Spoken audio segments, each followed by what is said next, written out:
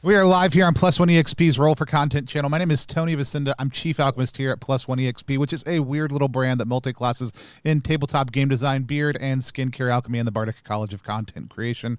Our hope and desire is to help amazing designers find great players who love their games and help amazing players find great designers whose games they can love. We do that in a number of different ways, but the most fun one of those is sitting down with those designers to play that game. Today we are playing Pirate Borg, which is a Mork Borg compatible but fully standalone game system that takes the minimalist death metal vibes of Mork Borg and then throws it into the high C. I'm very excited by both the game as well as some of the players we have, but let's meet the designer first, have them tell us a little bit more about the game. Luke, why don't you tell people who you are, what you do, where they can find you online, but tell us about Pirate Borg.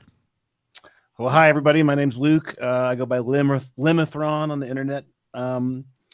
I started making maps, mostly pirate ships for D&D about a year and a half ago, and it's really taken off. I love pirates. I've always loved pirates since I was a kid. And during pandemic, my play group, we took a break from playing some, 5e Pirates of the Caribbean stuff, and we played some Mork Borg. One of my players ran it, and we were like immediately hooked, immediately fell in love with how we laughed more during that session than we had in the past month of playing more serious games, I guess. So I got the idea to kind of do a hack of it and make some new classes so that we could play pirates in that setting. And I'm about a year into the project, and I've basically totally overhauled everything to fit in a I would say, Sea of Thieves meets the Darkest Dungeon, kind of Doom, Army of Darkness vibe. And we're looking at a Kickstarter launch on March 1st. So it's my first book coming to Kickstarter. I'm super excited to play with you guys. Thank you, Tony, for having me. Yeah, awesome. So you're saying you played this during the pandemic, got inspired, made a fully standalone system by it. That sounds familiar for some reason. Let's meet our next player, Brian Calm. Brian, why don't you tell people who you are, what you do, and where they can find you online? Hey everybody, my name's Brian, and what Tony mentioned, you may know me from Vast Grim, which is a sci-fi hack of Mork Borg, which we crowdfunded on GameFound. I'm also the VP of ttrpg development at Infinite Black, and prior to joining their team, I also had my own company, Creature Curation, where I make all sorts of RPG-related stuff and continue to put out things that way. You can find me, the best way to find all the various things, because there's too many to really mention, is my Linktree /Brian Colon, and that will get you everywhere. Oh, there's one more thing that I should mention is that I built a website called Mork Borg Compatible. So if you have a project using third-party rules and you want it out in front of people, put it there, because anything that's crowdfunded, I want to try and make a central hub where people can get to it. Cool. Awesome. Love it. If Brian had a very similar experience, but through Mork Borg into the vastness of space, we got to play Vast Grim with Brian over on stream before, so you can go check that out, or you can go to ttrpg.link /vastgrimks. I'm pretty sure it'll take you to the late pledge manager for the project, where you can follow, and whenever it's available for more back, and you'll be able to do that. So go check it out. It's a phenomenal game. I really love getting to play around in that universe too. Then last but not least, we've got Emily with us. Emily, why don't you tell people who you are, what you do, where they can find you online? All right, I'm Emily. Strangely enough, I didn't make a hack of Mork Borg over the past year, which is just bizarre, but I do have a few projects. I don't know if you can call them back burner. All my burners are back burners right now. Just life getting in the way, but I was actually working on a nautical adventure geared towards Mork Borg that I decided to let simmer for a while once I heard about this and all the other lovely nautical themed RPG contents coming out. But specifically, Pirate Borg has spoken to me because I was going to do Pirates and Privateers in Mork Borg, and got some other things on the go. One is a system hack, but it's a bit of a non sequitur. Trying to make Sonic the Hedgehog work in the black hack, calling it the Hedge hack. But for the moment, you can largely find me skulking around Discord servers or on Twitter as Tripforks, at Tripforks, at Tripforks. So yeah, I've got my hands in a few pots. Eventually that will coalesce into something that exists. Awesome. Well, super excited to have you playing with us today. As always, you can find us at +1EXP. If you want to help support us right now, the best way you can do that is actually head over to GameFound and check out Nuclear Obelisk's 13 Hunters. It's a game that we're helping promote right now that is funding on GameFound. It's the only project on Zine Month that's funding on GameFound. But if you're looking for bounty hunters that you can drop into any sci-fi, fantasy, or sci-fantasy setting, it's a phenomenal system agnostic supplement for that. The information design is absolutely gorgeous, and that's the best way that you can help support us. You didn't come here to hear about any of that stuff, though. You came here to watch us pretend to be pirates and probably die. With that said, we use a couple of tools here where we're on channel. We call them lines, veils, and the X card, unless the system has another kind of set of tools in place, just to keep us focused and make sure that everybody on stream is comfortable. Lines are things that may happen in the world of our game, but don't happen in the course of play. They're things that won't come up while we're playing the game. We have a strong line against sexual violence on the channel. Veils are things that may happen in the course of play, but they're handled in a very specific context. We either flash forward, address them in a certain way. We can talk about those maybe as they come up.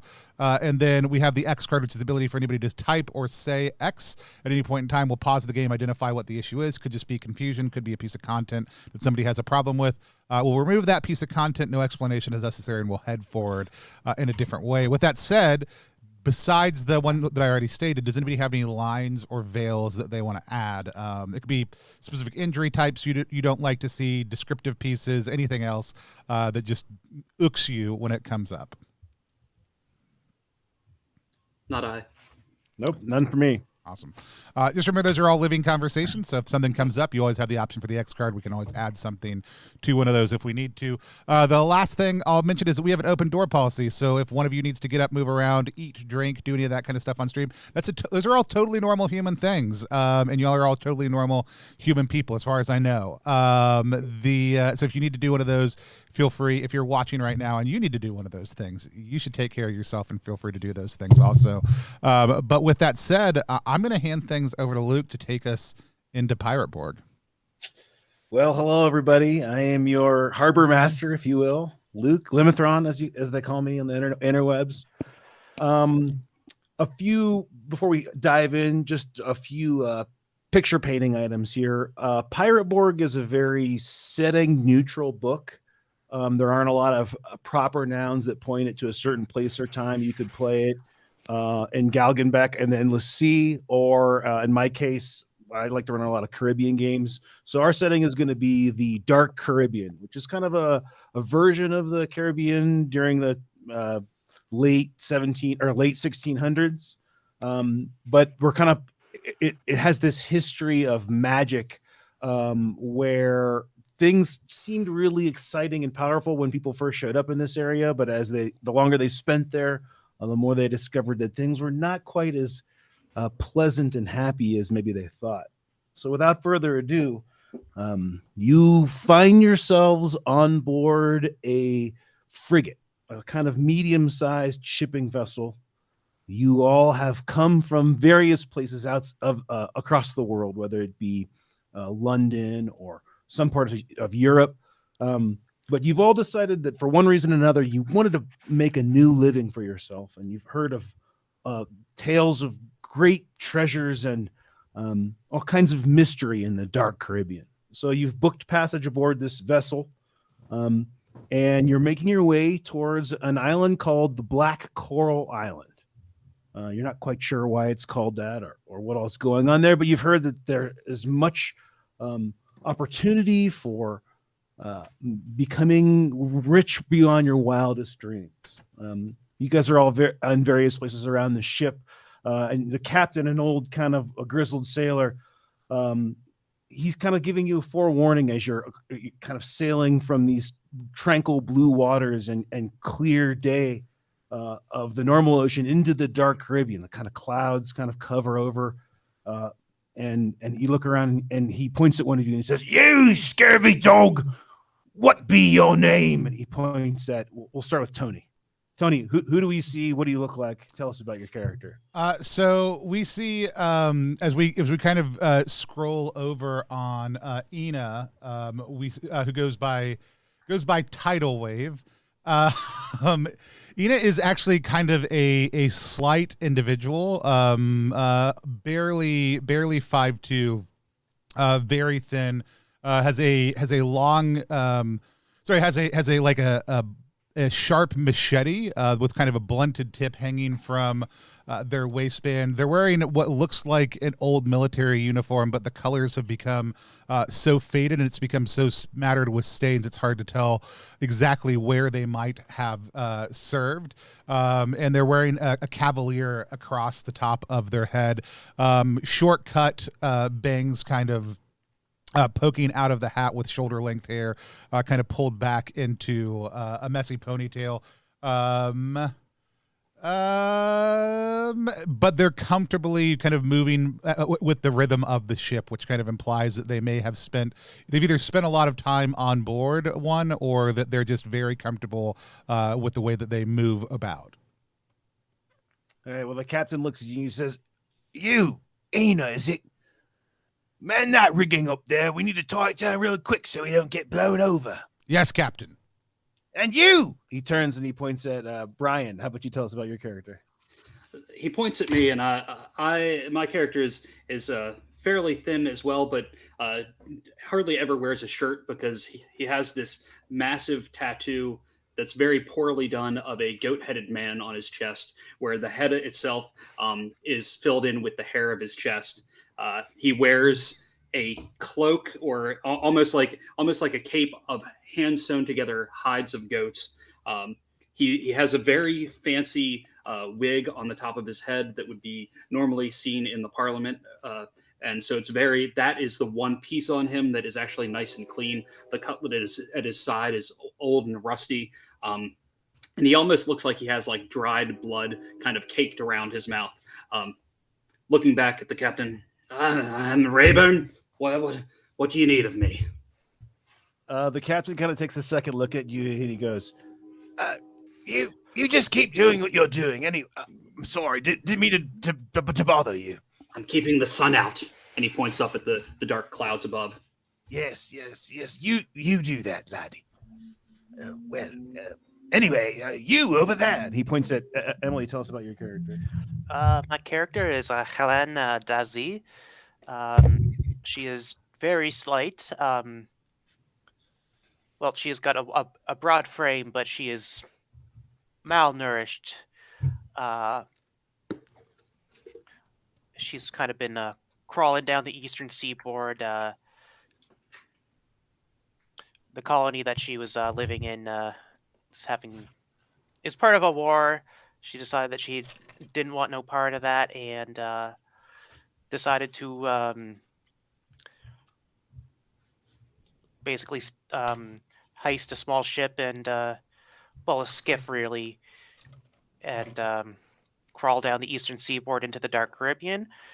She is wearing a tattered and sun-faded, sun-bleached English naval officer's uniform. It is too large for her, so she's kind of got it cinched together around her waist with a belt, or with a rope as a belt.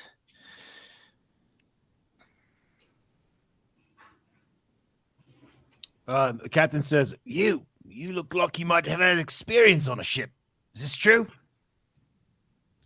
I've had some experiences, yeah. Well, why don't you man the helm? We're a little short-staffed here. All right, will do. And I head to the helm. So for my notes, can you guys tell me what classes you are? Maybe you could, for our viewers, explain what your class feature is. Each class starts with a unique random feature. Yeah, so I'm a swashbuckler, so I have Inspiring Leader. Once per combat, I can roll a d4, and everyone may add or subtract that value from any roll during this combat. Nice. I'm a Zealot, and I have a Death Ward, so I can touch the corpse of someone that has just died. If I've passed the test, they come back to life with a hit point. If I fumble, they come back as a zombie and attack. Perfect. Very appropriate for the Dark Caribbean. And what about, is it Helena? Helen. Helen. I am a rapscallion, which gives me the feature of Backstabber, which if I was able to attack by surprise, I would attack a DR that is reduced by 2 and also deal D2 extra damage. Yeah, so the Rapscallion is very much like the rogue thief analog in this setting, with a few more piratey type options. I like the Zealot because it can encompass whatever you want from a role-playing perspective, whether that be like a Catholic priest or some kind of native religious leader, or maybe something from the occult. It's really whatever you want. And then the Swashbuckler, of course, is like your fighter. Buckle swashes. Yes, exactly. If you like carrying a pistol in one hand and a cutlass in another, like Swashbuckler is the perfect swing in and attack kind of guy, you know. So as you guys are kind of sailing across these, tranquil blue-green waters, you're kind of all going about your business on the ship when you see in the distance like a small dark landmass. And from up in the rigging, you hear the lookout call down, "Captain, looks like I've got land. Oh, sails! Captain, sails off the starboard bow!" And he points off to your right, and you see kind of a glowing, ethereal presence kind of shimmering on the horizon. As time passes, it gets closer and closer to the ship, and you guys, all to your horror, realize that this is one of the fabled small ghost ships that patrol these waters. anything in particular you guys want to do as you react to this? Yeah, I'm taking my sword out. Yeah. I don't know if you can stab a ghost, but I'm gonna try. Yeah, well, one of the deck hands behind you says, "Good luck, laddie. I don't think that'll do much for you." I kind of look back to the captain, the leading person we were talking to earlier, and is this evasive maneuvers, or are we going straight for? Yes, he goes into like a tirade. You scurvy sea dogs! You man the cannons! You hoist the rig! He's like shouting all these commands, and then you hear a and shrapnel goes everywhere, and the captain just like explodes into a torrent of like guts and blood. He is no longer alive. And all of a sudden, you all look around. You look around at each other, and the crew looks at you guys, clearly all inexperienced, and they're like, what we do now? What do we do now? And they're basically having a panic attack. And I would like one of the three of you to decide by however you want, whether that be flipping a coin or fisticuffs, who the new captain of this vessel is. I walk over to the captain that's like bits and pieces that are down there, and just any little bits of blood that I can find, dip my fingers down and like smear it across my face and chant little tiny little prayers that I have under my breath. I do not look like I would want to become the captain. I'm just putting this on. Are either of the captain's ears still around? Yes, one of them is kind of like sitting on one of the steps that leads up to the poop deck. Well, I pick that up and I start whispering into it and then putting it up to my ear, like you would a seashell, while I walk up to the section where the captain stands in the back of the boat. The poop deck, yes. The poop deck, thank you. Yeah, and that is what it's called. I like how you caught my I don't know what word I want to say here. Oh yeah, cute. I know an uncanny amount about pirate ships these days. So yeah, I'll have to help. I just point my sword and I point it at the ghost ship, and then I point it away from the ghost ship and I say, "That way." Yeah. Okay. So Emily, is Helen still manning the helm? Yeah. So at the ship? No, I do I point at the ship and then I point it away. I go, that way. That way. All right, and I just kind of wait. I think I've got a prop. Away from the ship. Yeah, you can almost hear it like making the tires on pavement sound as you're full to the port. Yeah. Okay, well, with this, we are going to cut to a little explanation and demo of the naval combat system that is built into Pirate Borg. See if I can pull up my thing here. Oh. Ooh. Okay, so I'm going to be showing off some stuff that I've done in Foundry. I make a lot of content for Foundry, whether it be ship maps or full environments. This project's going to come with a digital asset pack to accomplish a bunch of this stuff. But so here's Foundry, and then I'm going to bring up I have a PDF here. Oh, let me find it.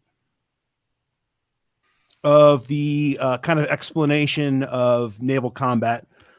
So I made a pretty extensive guide to naval combat called Limithron's Guide for Naval Combat, which is for like 5e. So that's like kind of the playtest bones structure of this system, but I've stripped it down to make it as like Mork Borgy as I could. It works really well for if you want to give a bunch of players their own ships and you don't care if they die. The ships act like little monsters and they have their own little stats and stuff. This is the character sheet, and you can see this is all player stuff here, but then down here we have stuff where you can write in the stats for your specific ship. So I don't have a name for your guys' ship, but I can tell you that it is a frigate. It currently has 30 hit points, and I can track all this stuff. You guys don't have to write it down if you don't want. It has negative D4 for armor, which works just like Mork Borg armor. It has a crew skill of +2, which is what you use for things like shooting the guns or repairing. And then it has 2 attacks, a broadsides attack and a small arms attack, both with different values. The broadsides attack for your ship is a D8 and the small arms is a D4. The agility for the ship is -2, which works just like agility if you're a player. In our system, it's mostly used for initiative and turning. And then your speed is 5, meaning that you can move 5 hexes a turn. Okay. So I'm just going to kind of shoot through this sheet real quick. I don't want to go into too much detail because obviously you can just read it. But basically, we're going to play on a hex grid. You can play on a hex grid, but if you're using VTT, or you play this in person with a hex map or with just by moving inches. But basically, your ship can move up to its distance, which is 5 in your guys' case, up to its speed every turn, and you get 2 clicks of hex rotation. And you can do those at any point along the movement, all at the beginning, all at the end, whatever you want. The only trick is you have to move at least 1 hex. You can't just stay still. And then there are going to be later some advanced rules for wind and stuff, but we're not going to worry about that today. So compared to Mork Borg combat, one of the big changes here is with initiative. You guys are going to roll initiative every round for every ship, and they'll go in initiative order. Now, in a lot of cases, it'll only be 2 or 3 ships, so that's not a big deal. But this kind of represents how. Go ahead, Emily. You have a question? Who rolls the initiative for each ship? The captain rolls, and I'll roll for enemy ships. Good. Okay, because I rolled pretty damn bad. Yeah, the captain will roll for each ship, and so basically, so Tony, your captain, you can roll a D6. And then add the ship's agility, which in your case is a -2. Yeah. I rolled a 2, and the enemy ship has an agility of 0, so I rolled a 2. I also have a final of 2. So 2. Okay, so do I even have a rule for tiebreakers? We'll say players win ties. That seems logical. Sounds good. Okay, so then play proceeds in ship order. And when it's your ship's turn, you do the following things. First, the captain moves. Then every non-captain player on the ship gets to choose one of the crew actions, which is listed on the second page. If you, for some reason, didn't have 3 players on a ship, which we do, then the ship gets to make 2 actions in total, which I guess the captain would decide. Okay. But like if you're playing the pirates are fighting the Navy and everybody has a ship, then each ship would get 2 actions. Cool. Basically, really simply, the actions are you can shoot the broadsides, and there is a little diagram here. It's really simple. It's just a 45-degree arc off the sides. You can't shoot the broadsides if you're driving straight towards something. But shoot the broadsides, shoot the small arms, which represents all the guys who might have muskets and also swivel guns. You can go full sail to go faster, come about, which is turning. You could drop anchor, weigh anchor, repair the ship, board, all that kind of stuff that you would expect. Ramming is built in, but ramming is a little dangerous, as you'll see. But one of the cool things about players being involved in a ship's actions is you'll get extra actions if there are more players, and you get to add your modifiers to the rolls. So, for example, your ship would normally roll a +2 because they have a +2 skill for their broadsides. But if a player is manning a gun or on a larger ship yelling at the gun crew, you get to add your presence to the roll as well. If that makes sense. Yep. There's some stuff for crits and fumbles. The one thing to remember that's different about regular combat versus ship combat is that when a ship goes to 0 or less, they're not destroyed. They're just called derelict. And basically the ship just sits there. And then if it's shot again, we roll on this derelict damage table to see whether it sinks, when it sinks, whether it explodes, that kind of thing. Okay. So if your goal is to disable a ship, you can just take it down to 0 hit points and then go up and board it. Pirate Borg doesn't worry about things like ammo types, which might be like chain shot to slow a ship down or stuff like that. Cool. I think that's the gist. Any questions? Nope. Okay, so I'll minimize this, and we'll see. Right now, this guy he's about right over here. You can see our little ghost ship. I'll zoom in and show you what it looks like. Oh. So we tied, so you guys get to go. So Tony, where do you want to move? You get 2 rotations if you want, and you can move up to 5 spaces. Okay, now that I understand the fictional positioning a little bit better, I might feel differently about what I want to do. Oh, sure. You tell me. That's fine. Like as much as I always complain about hex maps, I'm like, oh no, now I actually know where things are. I'm not confused. Is the grid bright enough to see? Yeah, absolutely. Yeah. I mean, for me, I don't know. For our audience, it may be a little ideal to bring it up just a little bit if we can. I can see it just fine. But if we want to make it a little bit heavier for people watching on small screens, that might be good. Can you show how far off the island that you mentioned is? For all intents and purposes, it's not on the battle map. Okay. Yeah, So- you wouldn't. Yeah, you would need to escape, like outrun this little guy, in order to get there. I mean, it's close, but And is you it can see. is it what direction is it in? I guess is my question. Oh, you're headed in the right. It's north on ahead. our map. Yeah, Cool. yeah. Yeah, I Um, mean, you can see about at sea level, you can see 6 miles, and you've just seen the land call, so it's definitely not in combat range. Yeah, I think I'm gonna yell full sail ahead, hoping that somebody does something about that. I think we are gonna do we're gonna go mostly straight ahead. So let's go ahead 3 and rotate 1 and then continue forward. Is that because we can do 5 total? So you want to go like 1, 2, 3, and then rotate towards them? Yeah, I'm trying to think. Let's go 4 and then rotate towards them. Okay, 4, and then like that? Yep. Yeah, so the thing to remember is that if you can imagine, what if I can draw it here? This, let's try this guy. Like, this is your arc. Right. Mm-hmm. So if you want to get a broadside in, you won't be able to at the moment. Yeah, but I'm going to assume it's either going to have to drop anchor or move forward, correct? Are you saying it will have to drop anchor, or you will have to drop anchor? Either it will or we in order. Okay, never mind. I'm thinking about simultaneous momentum, probably, which is maybe not as helpful. One of the tricks about making a naval combat system simple is that you're going to have to shoot before it moves. Right. So if you want to make it more complicated as a DM, you can of course be like, "Oh, I'll let you hold your action, but we're going to play it raw, so you're going to have to shoot before it gets into your arc." Sure, but rather than rotate, then let's move 1 more forward. Okay, got it. So we're going to come back here like this. Yeah. Yeah, so it is in your arc then.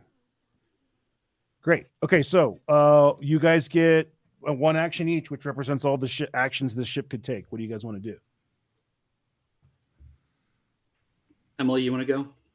I was thinking full sail to move 1 more, but let's see.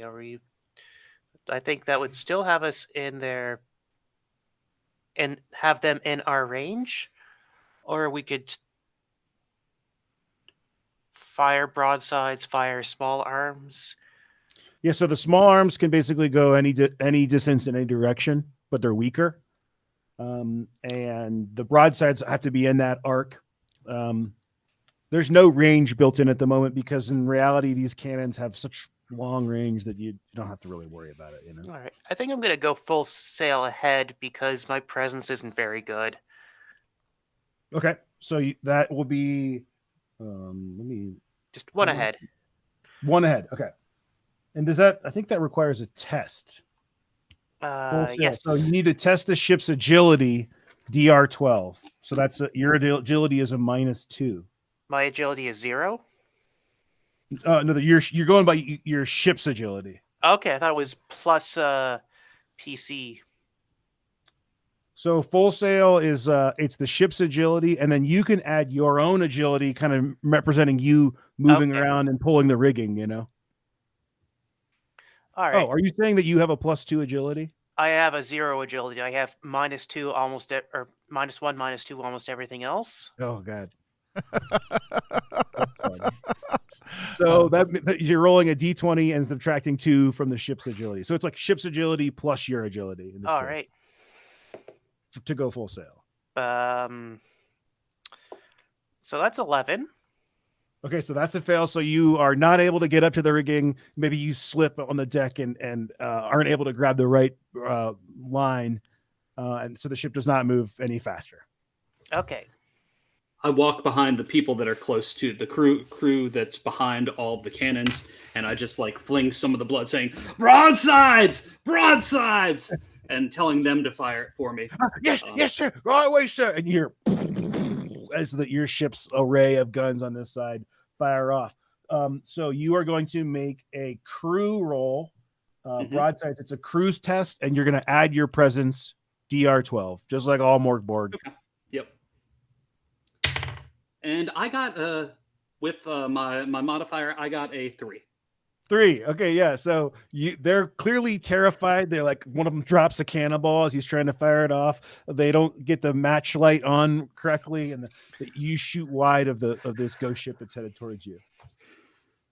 With that in mind, it is now the ghost ship's turn. So the ghost ship, it has a speed of 6. So it's going to go 1, 2, 3, 4, 5, 6, and then complete its move here. So you can see that sometimes going second isn't necessarily bad, Right. But moving forward, it'll alternate. And now as this kind of spectral ship, it like it shimmers in the dusk, kind of pulls alongside, you see that the deck is covered with like a horrific crew of skeletons. They don't have any signs of any flesh on their bodies. They are bleached white from the sun. And you just see a whole horde of them, and they are like raising their skeletal arms, cutlasses in hand, and they are going to make 2 shots at your ship. So their crew skill, they're undead, they're dead. They kind of are not that great, so they're going to get a +0. So DR12, the first one is a 9. So their broadsides, the kind of ship like wakes in the ocean, and this shot kind of flies wide. And then you see on the bow, there's a little guy with a little swivel gun. He's like, he kind of opens fire on you, and he rolls a 3, so he misses as well. So we're on to round 2. It's like, I like how you're like, no, they aren't that good. They're just get +0. And I was like, well, when Emily just said Helena's scores, like that 0 across the board sounds like it might be an improvement for some of the living. Yeah, I've got a net negative of 4, or a net score of -4. We move first. Is that the way it works, right? No, okay, so this is different from normal Mork Borg. You roll every round to kind of that's right, to see initiative. Okay, yeah, cool. and to help balance out your having more agile ships. So you'll find if you're running a Pirate Borg campaign that sometimes having a fast agile ship is better for being a pirate than having a big slow gunship. So well, we have a 4. I rolled a 2, and my agility is 0. So you guys win. Cool. So let's rotate. Okay. And remember, you only have to move 1 space. Right.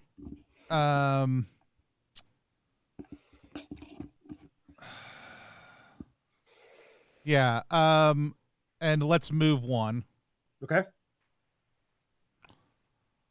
Are they in our arc then? The backside of their ship is in our arc? Yeah, the way I like to play it is that hexes kind of right. That's what I was thinking. 3 hexes, yeah. And if any part of the 3 is in your cool. So I think that's good right now. Yeah, sure. Another thing that I haven't put into Pirate Borg, but that I think is kind of fun, it's in my normal naval combat, is that when the captain calls orders, they actually either get a bonus, or those are the only commands that the crew can actually take. So if you really get into the role playing, it's kind of fun for the captain to be like, "You fire the guns, yeah. You man the rigging," But there's no mechanic incentive for that in Pirate Borg. Still something to think about. That's cool. I'm gonna say full attack. I also am gonna go ahead and use my leadership ability anyways to give everybody. Okay. People can add or subtract a 2 from any of their rolls for this combat. Okay, great. So they can definitely use that for their attack rolls if they so choose. I don't know what else they would use it for. Another thing to keep in mind, just for future, reasons, is if your characters have other abilities, like if they want to do like a role-playing ability or cast some kind of spell or do something creative that's not written into the crew actions, you are welcome to do that. Abandon ship, whatever you want. Yeah.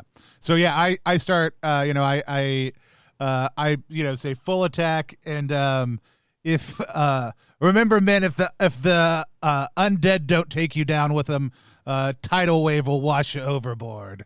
Yeah. Aye, Captain. All right, and then kind of get ready to fire the guns. All right. How about you guys, Brian and Emily? All right, which of us wants to go next? Do you want to roll off for it? You can go. Okay. Good, because I rolled bad again. Yeah, I'm gonna think your presence is higher than mine, so I'll just fire small arms. It's just muskets away. Yeah, sure.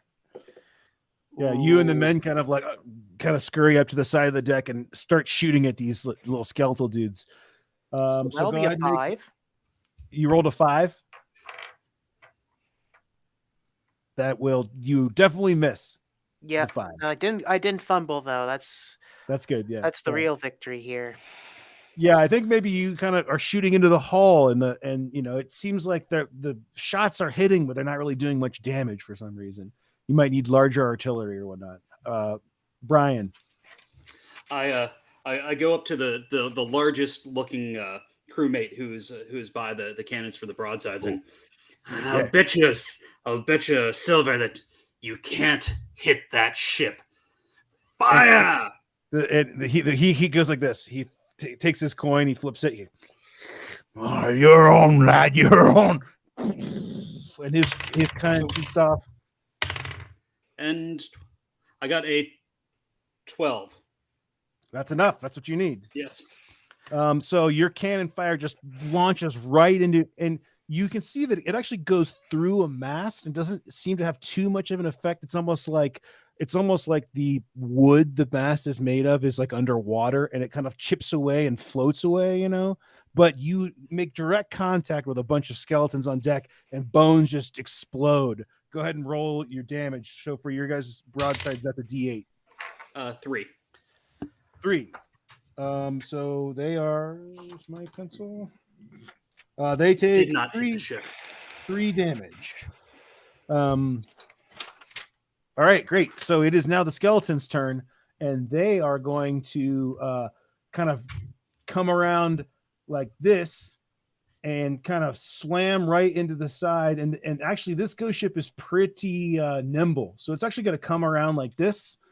And this move that I've just done is definitely not a normal sailing move. You couldn't really, maybe a small sloop could, but a big ship like yours could not. Maybe if you were in a ghost ship, you could do it. Yeah, but if you're in a ghost ship, why not?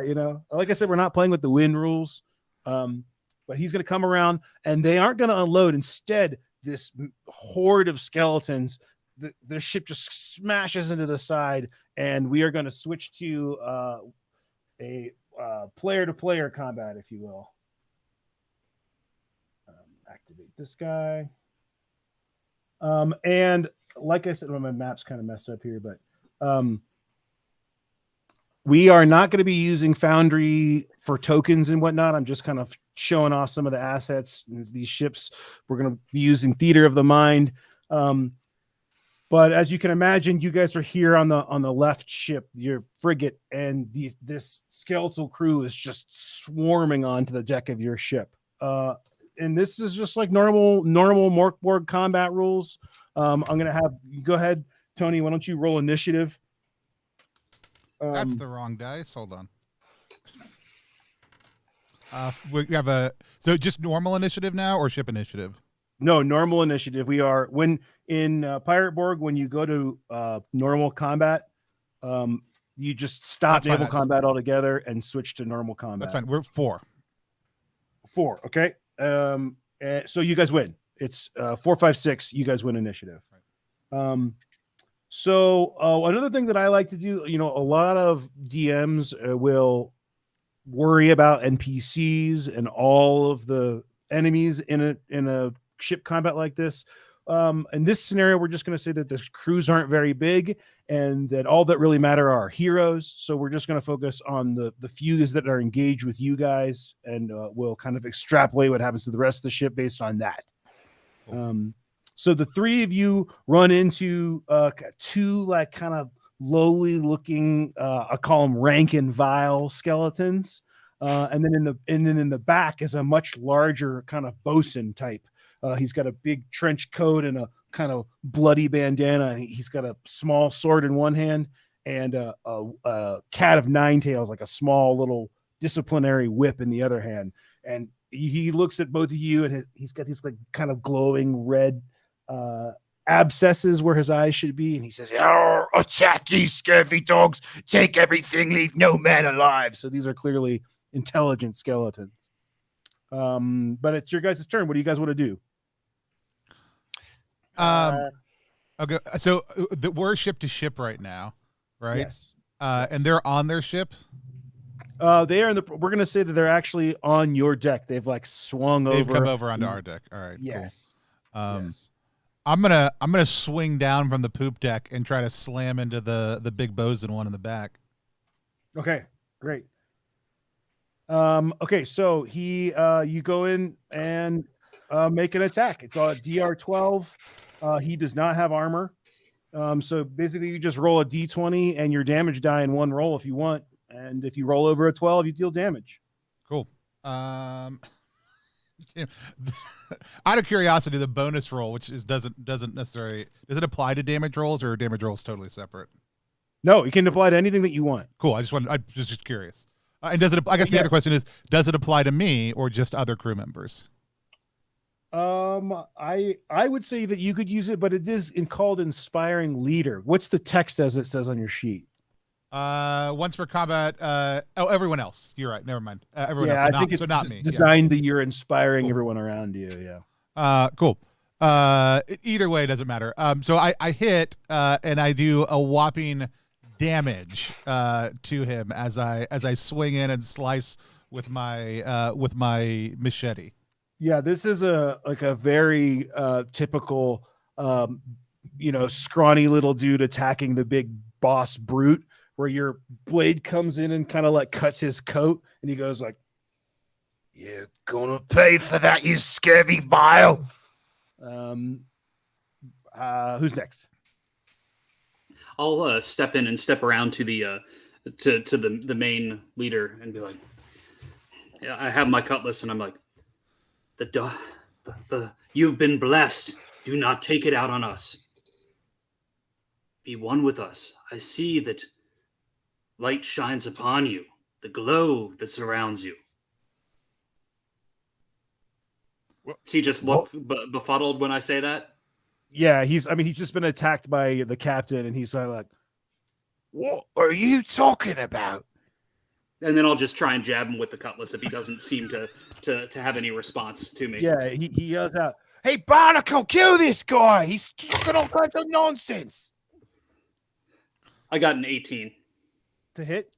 Yes. Yeah, okay, And yeah, so- roll damage. Yep, I rolled that at the same time, and I got a 6 on that one. Oh, great. Yeah, so Yeah. what does it look like when you stab this guy? I guess I stab right in, and like I feel it like jagging upwards, and it's just kind of feel the bones breaking apart as I work the cutlass up. You said 5 damage? 6. 6 damage. Oh, great. Yeah. So you actually kind of stab in, and wherever you stab, like a bone detaches, and he looks down at it like, "Oh, I'm gonna pay for that." Emily. I'm gonna see if I can sneak behind the nearest skeleton. My Marling Spike is a bit more of a stabby type weapon, so I think I'm gonna take the lanyard it's attached to, try and kind of garrote and pop its head off and see if that does anything.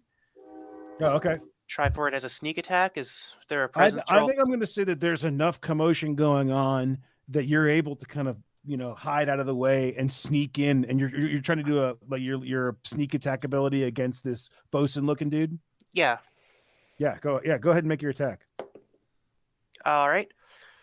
14. My DR means I had to meet. I win. Yeah, I think is your DR lowered because of the sneak attack? Yep, it's lowered by 2. What's the name of that ability? Backstabber. Yeah, so I mean, this is Mork Borg. There's no like specific rules for what is being hidden or sneaking. It's just at the GM's discretion. So Yeah. yeah. What would you roll for damage? Let's see. 1, and then add my 2 to it. So shit, that's also 1. I do 2 damage. Okay. It does a surprising. It does affect him a bit. You're actually able to like kind of sneak in the back and slice up, and some of his ribs detach and fall to the ground, and they kind of turn to dust. And he's clearly being ganged up on by you guys. He's not very happy about the situation. But with that, he is going to attack back at you, Tony, as the captain. What your guy's name is? Tidal Wave. Yeah, Or it's Ina. It goes by Ina, Tidal Wave. sure. Yeah. Yes. So he says, and he actually picks up his whip in one hand, and it's a cat of nine tails. He brings it down on you. So this is going to be a D4 attack. So you're just going to roll your agility, DR12, and you can go, if you want, you can go ahead and roll a D4 with it to know whether it does or how much damage it does. Cool. I'm guessing a uniform. It isn't any armor, correct? No. Well, he's attacking you. So do you have armor? So yeah, I'm saying an old uniform. I'm guessing is not armor. It's just clothing. Oh, correct. Yes. Okay. Old uniform is just clothing. Yeah. Then I take 1 damage. One. Okay, great. So he comes down on the whip. Take that. And with his other hand, he pulls out he's got a small sword, which is kind of like a small officer's sword. And he's going to bring that in on you as well. He's kind of focusing attack. So that is a D6 attack coming at you. Okay. So like, for anybody not familiar with Mork Borg. That is a miss. Okay, great. Anybody not familiar with Mork Borg, players roll attacks and defense, which once everyone gets the hang of it, you can make combat go a lot faster, in my opinion, more fun. Okay, so then Emily, your character is kind of sneaking. Helene, is it Helene? Helen. Helen. Like Helen, but a bit more French. Helen, a French Helen. I gotcha. She's kind of hidden away. So two of these rank and vile skeletons are coming after Brian. How do you guys say your guys' name again? Rayburn for mine. Oh, Rayburn. Gotcha. Yeah, so you've got 2 attacks coming at you. One with a scimitar and one with a small axe. Both are D6 attacks. Okay. So you can just make 2 defenses against that. Okay. First defense made it. Second defense failed, and it cut me real good. Oh, nice. Real good. Like how real good? Like 6 out of 7. Oh. How many health hit points do you have left? 1. Ooh, it's getting deadly. With that, it's back to your guys' turn. All right. Oh, go ahead. I find another rank and vile and piece out which arm they're carrying their weapon in. I'll take my marling spike and just kind of try and jam it into like the ball joint sockets of their arm, of their shoulder. Is that the right socket? Either way, yeah. I'm going to try and pop their arm out of their socket. Okay, gotcha. On their weapon arm, okay? Yeah. So, are you going after the small axe guy or the scimitar guy?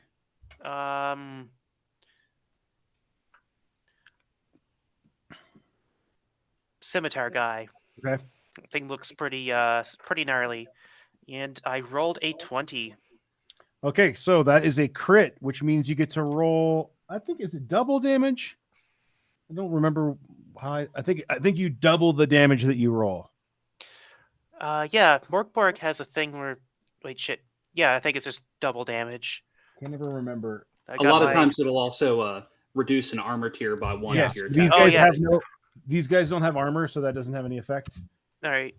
But that is a mechanic in this as well, yeah. 3, 1, and D2 for my sneaking.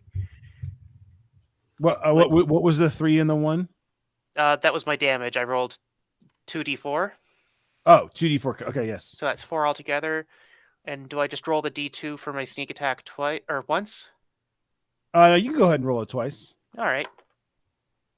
2 I'll and represent the clever use of the ball joint mechanic. 2 and 1, so that's an extra 3. Okay, Three. how does he die? Oh, geez, that's So just some color for you. These Yeah, I'll things just- are skeletons. They are kind of glowing, but they are corporeal. Often when killed, they turn to dust. They don't have to, though. You tell me Alright, what so happens to this. jam in the spike into the shoulder joint, and I wrench it forth in a way that gives me enough momentum to just shatter the back of its skull. Okay. So like up into the skull. Yeah. Just like with like the blunt end of it. Yeah, and as the the knife comes up, shoulder. it just in slow-mo, finishing move style. His head just kind of explodes and he tumbles into a pile of bones on the deck. Cool. Yeah. Great. I pull a small shovel out from behind my back, like Okay. and I dual wield my shovel and my machete, and I'm just gonna go like full bore on this the big bosun guy. Okay. As written, that wouldn't have any effect, but I'm going to let you make 2 attacks with that because it's cool. That's a 20 and an 18 with A dirty 20? both are dirty 20s, yeah. Okay. 13 sorry, with 3 damage and then 2 damage, so 5 damage all day. He only had 3 hit points left, so how does the bosun die?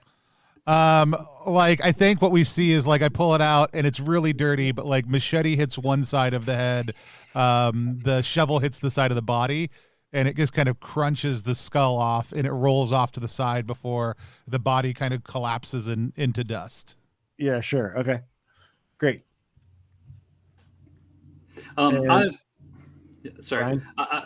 When the last attack I got hit with, I completely forgot to roll the hide of goats that I have on top of me to soak some of the damage. Do you mind if I do that? Oh, go ahead. And you guys have all Tony, is your ability once per day? It's once a combat. Okay, yeah. So I would have said that you used it for the naval combat, but this is a new one, so you still have that thing. Okay, I was just rolling it over as far as it being one combat. Oh, sure, yeah. So if you need to, Brian, you still can add 2 to any roll. Okay.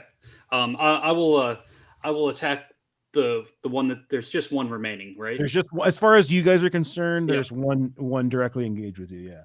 Now that I know that I have more as you survey the deck of the ship, you can see that these skeletons don't seem to be too much of a threat to your crew. Okay. Seeing that I have more than just one, I'm not just hanging on to life. I will try and attack the one that's close with us, and in the process, while I'm turning to attack, see if I can scoop up one of the pieces of bone that fell from the one where I broke it off last time, just so I can have it in one hand so it doesn't go anywhere. And that is not a hit. Okay, so he dodges out of the way. Actually, he's pretty rattled. He looks around and sees that not only has his best buddy been killed, but the boss man as well is now lying on the deck of this pile of bones. And he is going to take a morale check. So the bosun actually has an ability that lets all the skeletons nearby them pass automatically their morale checks. But you killed that guy, so now he's going to take a morale 8 check. He rolls an 8 though, so he is not scared. And with that, he musters up the strength, and he's going to come after Ina because she just killed his boss. He's like, and this is the guy with the small axe, so he's going to kind of come down with the small axe against Ina. So that is a D6 attack. So that'd be it. No, I definitely dodge out of the way. Okay, great. Oh, so you dodge, no problem. So it's back to you guys. I'll hit him across the head with the shovel. Okay. So that's an improvised weapon, D4. He's gonna take 3 damage from that. All right. Yeah, that's about little more than half of his health. So you actually knock some of the bones out. Actually, and as the shovel swings across, you actually, clip his jaw, and his jaw detaches and his teeth kind of, roll like dice across the deck. Brian or Emily? I think or do you want to go? Go for it. All right. I think I'll take my spike and try and give this guy an impromptu bridge piercing, just kind of straight through there. Mm-hmm. Yeah, that's not gonna make it. Okay. Kind of swing wide. Yeah. Hey, watch where you're swinging that thing. I mean, this guy is Trying. he's as Army of Darkness skeleton as you can get. He's like very puppety, like, and he kind of goes to hit back at you, but it's not his turn yet. It's Brian. Yes, I will try to attack it again. And that one is definitely a miss as well. Yeah. Okay. Well, he's coming back at you, and you haven't done anything new, so he's not going to take a new morale test. But he is, since you attacked him most recently, he's going to come back in with his small axe and kind of trying to swing up and hit you with it. It's a DR6 attack. Okay. Or, sorry, excuse me, D6 attack. D6. I actually made that one, so I dodge out of the way. Dodge, no problem. Okay, and then it's back to you guys. Let's put this guy out of his misery. I'll attack again. Maybe he's turned around to try to deal with Helen, and I just smash the shovel down on the back of his skull for 4 damage. Sure. Oh yeah. How does it kill him? It looks really cool, but it's super unsatisfying because as the bone kind of the shovel kind of initially clips into the bone, he starts to collapse into dust, but it ends up in like 2 piles as it falls to either side, and the shovel just kind of cleaves through this cloud of dust. Yeah. I also the finishing move, slow-mo shot of this as it comes down, and as the dust falls, it kind of like the ectoplasmic glow it's in it kind of shimmers in the sunlight, and there's a little like dust of it sitting on your shovel edge. Yeah. The camera zooms in on it. Go ahead. Okay, so with that, it kind of looks like the tide has turned of this combat, and a lot of the skeletons kind of start fleeing. But you can see that they're very like horde, like kind of like the ghosts in Return of the King. That they're as their leaders have been defeated, they're kind of starting to dissipate, and you can see that the ghost ship is now it is coming more corporeal, and you can see that it's made of old wood, but that it's a shipwreck, and it's just slowly starts to sink into the ocean. Congratulations, you guys have won your first Pirate Borg combat. Yay! All right, Yar! I'm gonna have to head down to the hold briefly. Oh, okay. Copy Be that. right back. Yeah. I'm looking. What is left from the skeletons we had? Is it just the dust or the weapons? Okay, they were so carrying there are an assortment of weapons now scattering your deck. Real weapons, not skeleton weapons. And there seems to be a fairly large collection of this kind of ectoplasmic dust. And being fairly new to the area, you're probably terrified of this encounter, but you don't know of this having any particular value. But as you look around, some of the crew have like pulled their hats off or bags up, and they're like kind of collecting this kind of greenish iridescent dust. Cool. Yeah, I'll start scooping some up as well, and trying to collect as much of it as I can. Sure. Yeah, I'm gonna do the same. I'm also looking for pistols. Yeah, none of these particular skeletons seem to be armed with any gunpowder weapons. Okay. But you do see small axes, scimitars. You see the bosun's cat of nine tails and his small sword. But unfortunately, nothing really of value. These were just skeletons, of course. No, that's fine. We'll scoop up the ectoplasm. I'll pick up a scimitar and the cat of nine tails also. Okay, so cat of nine tails is just a D4, and then scimitar is a D6. So once I have some of the ectoplasm stuff, I want to smear some of it in the big cut that I endured, and then I'm going to take some of my thread and needle, because I've been sewing my hide of goats myself, and from goats that I've killed, and I'm gonna try and stitch myself up, hoping that maybe the ectoplasm might give me a little bit of the mojo that those skeletons had. So, in modern day terms, your wounds and gashes have the feeling of pop rocks being like poured onto them, and it kind of sizzles and pops. It doesn't really hurt, but you can feel this like kind of necrotic energy bubbling on your side. No mechanical effect that you're aware of at the moment. And as I'm doing it and sewing it, I'm chanting under my breath just little prayers. Gotcha. Got it. Nice. Okay, so you guys are near port, and you're kind of on your way. I'm assuming you're going to continue in now that you're the commanders of this vessel. Yeah, so you guys make your way in, and as you get close, you see this kind of quaint little tropical island.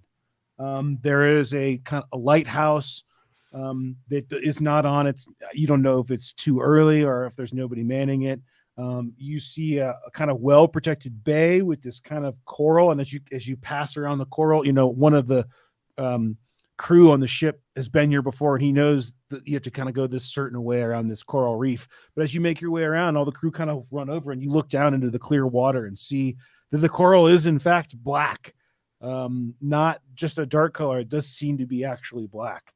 But then I have a shot of the town as you kind of pull into port here. Let's go to Coral Town. Oh man, one of my favorite Pokemon stops. Oh, is that actually I was wondering if this when I picked Coral Town. It's Cerulean City. It's not a Coral Town, but yeah, okay. So you guys make the sun is setting now in the dark Caribbean, and you guys make your way to Coral Town. You can see that there are a few ships kind of docked in port, and let me pull up my.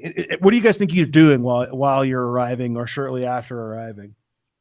I take the captain's ear and I slide it onto the rope of misshapen hunks of flesh that hang around my neck, but I whisper a secret to each of them before I do so, and then I stick it all underneath there.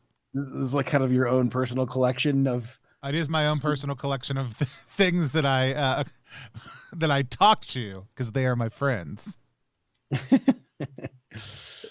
If I see the new captain take the old captain's ear and then drop the rest of the head, I will pick up the head and see if I can climb out to the front, the part that sticks off the front of the boat, and jab the captain's head on the front, as though the old captain will be guiding our way in the future. Yeah, I wouldn't necessarily call it a head anymore, but there's 3/4 portion of a skull. With, what about an arm or a hand? Because we could always make the hand point away. Plenty of arms and hands. Yeah, we can articulate you gather a collection of the former captain and decorate your masthead. Little effigy. What is your new ship's name called? What's your name? What's the ship's name? You should christen this vessel. Oh, it's it's now called the Regrettable. The Regrettable. This is your. I shall put that on my ship sheet. The Regrettable. Captain, I think Yar. We should find somewhere to drink away these pains and perhaps win some money off of the fools of this isle. Yeah. I want to really quick. I want to pull up the character sheet just because this is kind of a cool part of Pirate Borg. So this is the character sheet for the campaign. It's going to come on tear off double-sided A5. So kind of like if you fold this in half. So one side will have basically your mechanics, and the other side, if I can zoom in here, will have your kind of the these are the random tables that you can roll from for background information, or obviously you can make up your own. You don't have to choose a ailment. You might pick one of your own, but the right side is all the stats for your ship. And then each different ship class, if you will, has a number of cargo slots, which are kind of like, it's just like gear, but usually they're the kinds of things that you might be carrying. Now, some campaigns may not care about cargo at all, but if you take out a big Spanish treasure galleon and it has more cargo than you can carry, you have to decide what you want to bring and what you want to don't want to bring. Also, there are spots for how many crew it can carry, and then a few spots to fill in like the important crew at the bottom. Cool. Okay, so you guys are at Coral Town. You're kind of pulling up to the docks. The harbor here is deep enough for you to pull right up to the docks. A lot of smaller islands you have to kind of moor off and then take your small ships in. Your ship's boat. But as you're kind of coming in, you can see there's kind of a hubbub going on. This town's pretty active. There's a decent amount of pirates, but then there's a very well-dressed individual who has taken note of your arriving, and he is kind of a fat, older aristocrat, if you will. I have a picture of him here. Looks like this. And he makes his way up to you and him. Hello, I don't believe I know this crew. And you guys, he's not talking to you specifically, but he's kind of talking to everyone who's working the dock. Yes, what vessel is this? Perhaps are they responding to my inquiries about my daughter? Yes? Who's in charge? Are you in charge? We could be responding to your inquiries about your daughter. Oh, yes, well, indeed. So you've received the banner about the reward I'm offering for information leading to the return of my daughter, Veronica? Yes, it seemed like almost enough to interest us. Well, gods, man, 1,000 silver, almost enough? You must be lord of some distant land. And? Well, yes, please, welcome to Coral Town, sir. Madam Ina.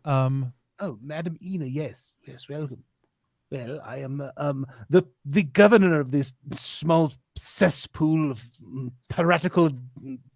Anyway, please come with me. Let's discuss this in further detail at the tavern if you have a moment. Exactly where we were headed. Excellent. Yes, of course. Well, yes, come on right in. And he leads you to this building here. You guys can see my mouse, right? Yep. Mm-hmm. Yep. Yeah, it is kind of a, your very quintessential pirate tavern. There is a variety of drunken pirates everywhere, low candlelight, tables made from driftwood and old parts of ships, various tables of important looking pirates scattered about, and this foul smell of grog and unbathed sailor. And are you guys all following in? Yeah, I'll come with. Yep.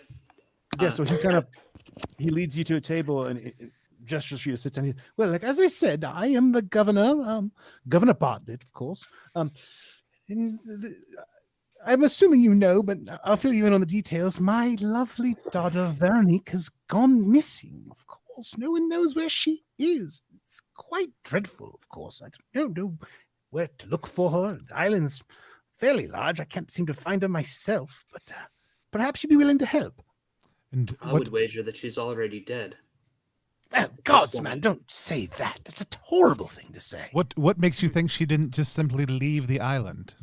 Well, I don't think she would do that. She's a troubled sort, kind of quiet, introspective, something dark about her mood. She seems to wander off into the jungle sometimes. And I never know where she is. She's always off painting Into the jungle, things. you say? I'm sorry? Into the jungle, you say? Yes, well, I'm sure if she's wants to go into the jungle, there somewhere there, and may she be. Yes, but she's been gone for 2 weeks now. Oh my! Well, that takes us back She to sounds like option a number capable, one. The offspring of one as illustrious and knowledgeable as yourself should very well be acquainted with the survival skills to make do out there. I think we can try and track her down, but we might need a bit of how you say down payment before we to better outfit us to traverse these jungles. It's a bit of a different terrain than the sea, which is where our expertise, our experience lies. Yes, of course. I most certainly understand your position, but unfortunately, I'm not in the position to be offering compensation to every scurvy sea dog that comes in with the tide. Of And course. how many scurvy sea dogs have come in with the tide so far? Well, every day. This is Coral Town. There's Right, ship- but to help you, I mean, you seem to be waiting on the docks, looking for a new ship that you hadn't seen before. Let's just say that I've had 8 interested parties this week alone. And how have they fared? Well, you don't see my daughter anywhere, do you? Excellent. And you didn't give them any sort of advanced payment to help them equip themselves for the journty? No, and none of them came back. And they all failed. Yeah, we may well find them in our first day and our first mile into the jungle ourselves. You make interesting points. How much would you need to outfit this adventure of yours? Oh, I think we could probably do half down and do the half on Whoa! delivery. 500 silver? That's half my reward. Correct. Shouldn't we also get a bounty for destroying that ship of skeletons that plague your God, waters? A ship of skeletons in the dark Caribbean. What, did it rain too? Of course, they're everywhere here. We don't pay bounties for that sort of thing. Gods, man. Who is this guy? If we bring your daughter back, I want your wig. My wig! Gods, man. If we don't bring it back, you can have mine. Well, I suspect if you don't bring it back, you won't be coming back either. It's quite a dangerous island, you know. And I'll tell you what, I will have you a We're wig not quite made. familiar. Oh, go ahead. We're not quite familiar. Perhaps you would be. Would you or one of the locals do well as a wayfinder? Well, perhaps. And he snaps his finger, and a kind of gruff-looking, henchman type wanders over him, and he bends down, talks to his ear. Yeah, yes. Well, of course. I don't provide guides for adventures, but I can give you a few leads, of course. That of course, you're welcome to do your own investigation, but I suspect. Well, actually, now that I think about it. You aren't familiar with this island at all? Well, we are familiar with the docks. We're familiar with the tavern. We've met you. Yeah, okay, well, there's an important thing you must know. So you've not heard the tales of Skeleton Point? No. Well. This is why we would like a guide and a chance to outfit ourselves. If there's a place called Skeleton Point. Hold on, I turn to Rayburn and I say, after putting the captain's hand on there, the Skeleton's Point would have made a far better ship's name. Shouldn't we can rename it. Well, also, I will say I'm regretting not naming it that. So the regrettable still kind of. So maybe that's the tale. Maybe that's the tale for later. Yes. So the governor, he says, look. I don't have time to fill you in on all the ins and outs of the island. There's plenty of gentlemen here. Perhaps Captain Davies over there can give you the 411, if you will, on the island. They don't. That classic nautical term, the 411. Yes, I was going to backpedal, but whatever. Yeah. He's like, Get us up to speed at 411 knots. 411 knots. Yes, excellent. No. Bartholomew's 411 tips about the Caribbean. You don't know this novel? Who are these pirates? Anyway, look, here is my offer I can offer. He slides you a bag. His buddy brings over a bag. It's 100 silver. It's all you're going to get from me. You're probably never going to come back alive. And a wig. You have Skeleton Point. I have much business to attend to, but please, if you find my daughter, I will be happy to give you the full reward. And the same to you. And when we bring your daughter back, your wig will be mine. I want it to be one that you've worn. I'll do you one better. And then his buddy comes back in, and he has a almost exact replica of the wig. Consider this an act of goodwill, and he hands you over. I smell it, and if it does not smell like sweat and perspiration, I throw it down on the table. It was like brand new. And Yeah. This will not do. I need one that you've worn. It I will help never- in finding your daughter. I'll tell you I what. pick up the wig. Why don't you simply take this wig? It's brand new. You wear this wig. You give him that wig. I want you to make a presence check because I feel like this is such a big ask of him. It's going to require some Sure. mechanics. Ooh, I got beyond a the natural 20. he looks at you. He goes like this. Unbelievable. And he takes his wig off and throws it down and picks up the new one. But you realize as this is happening that his scalp is horrifying. It is like wrinkled and old, and clearly he's coated with like so much white makeup that like his skin underneath looks like all jaundice and like decrepit. But you would not have noticed this if you had not got him to switch these wigs. And he hands you his other wig, and he stands up, lifts his nose at you, and walks out of the tavern. I pick up the wig, take a big, It smells absolutely horrible. and then put it into my backpack. Like it smells horrible, but like masked with like perfumed powders, you know. Mhm. Yeah. All right, you are now in the possession of one governor's former wig. The old wig gang. Yeah, yeah. So as soon as he leaves, another seedy individual kind of walks up to you, and he looks like this. And he kind of pulls up the chair. He says, Well. Got some fresh meat here. I'm Captain Davies, who old might you be. You should tend to that cough, Captain Davies. Oh, well, the sea. I've run my lungs, laddie. I am Captain Ina, better known as Captain Tidal Wave.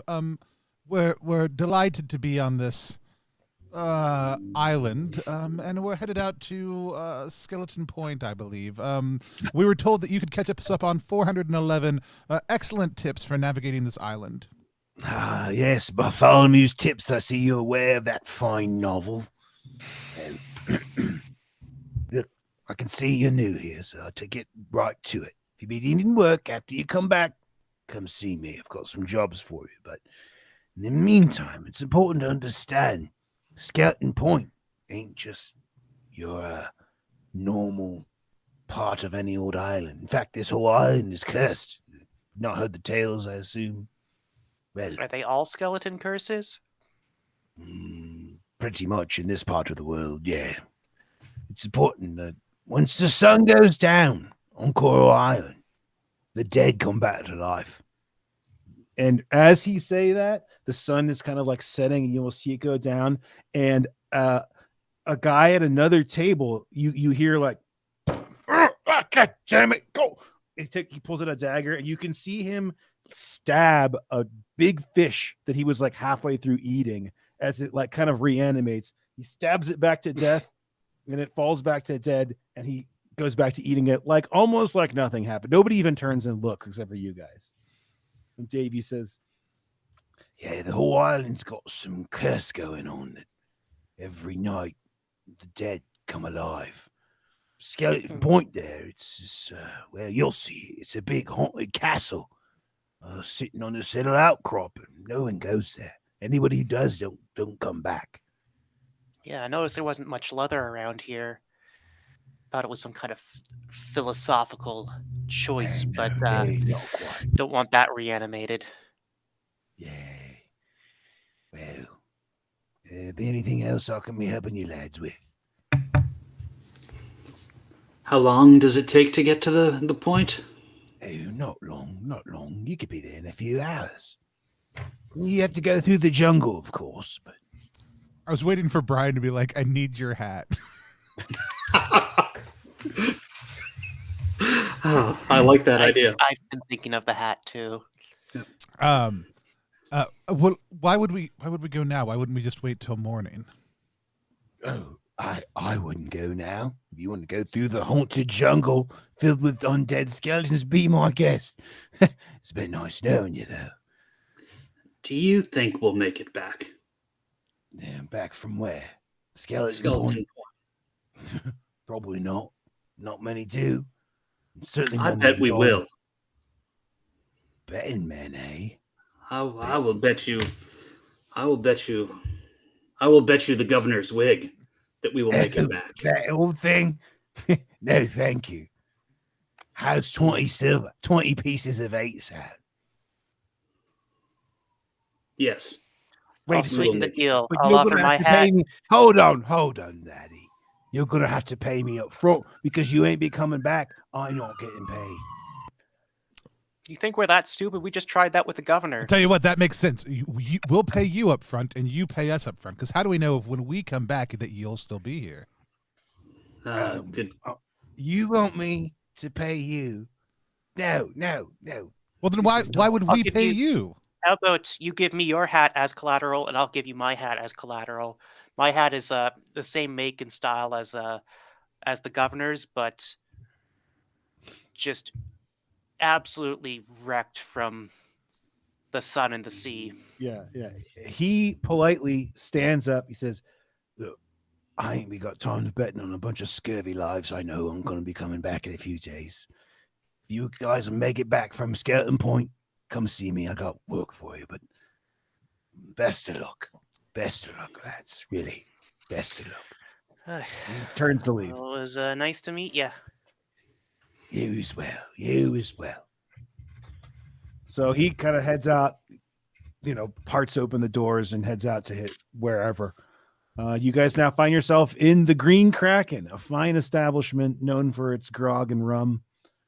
There are a few spots about town.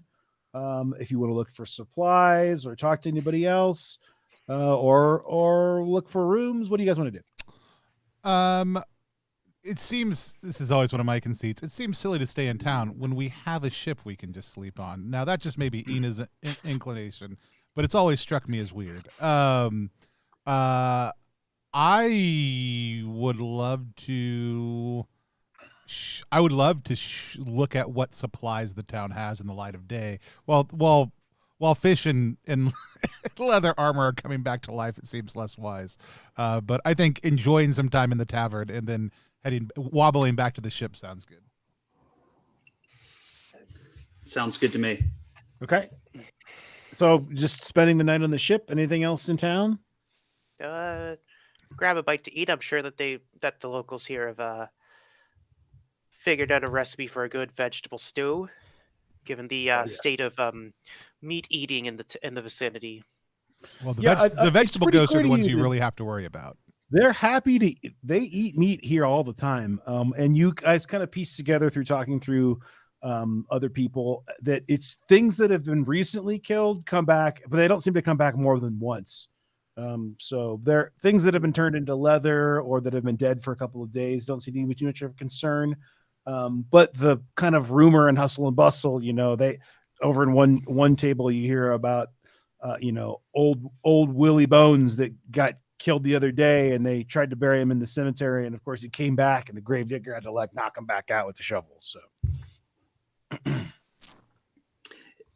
Looking around the tavern, is there anyone else that seems to have any particular interest in us as a crew? there is in fact several individuals.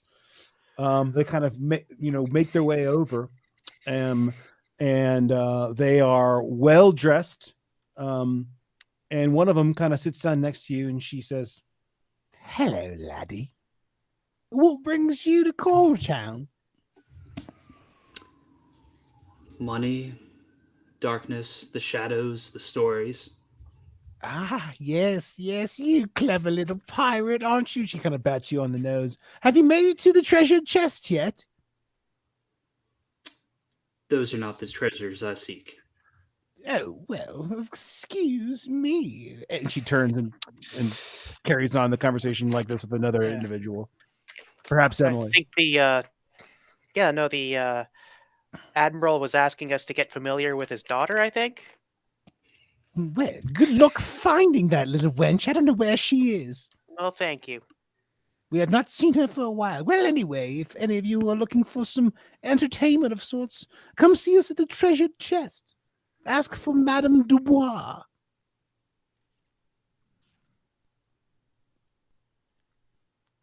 Other than that, nobody else of interest. At least in this place.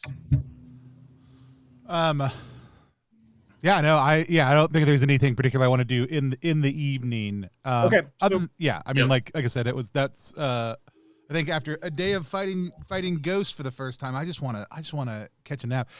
What are the captain's quarters like? They're modest. This is a trade ship, nothing particularly fancy.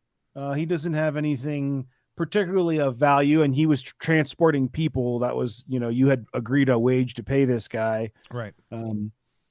So it's, normal wares. He's got a small little cabin with his own private bed. And then there are a few officers' quarters. And then most of the crew sleep on either on the gun deck or the more seedy crew or the less popular ones sleep all the way down in the hold. But the bilge stench is pretty strong down there. Okay. And then what, I know it was mostly people. Is there anything, what do we have as far as in the stores and in the hold?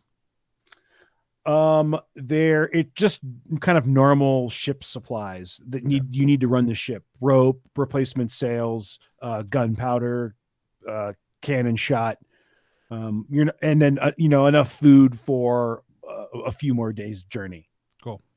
I think getting some like, we'll sleep the night away unless something happens, but in the morning I want to pull some rope and some supplies and some other stuff together before we set out.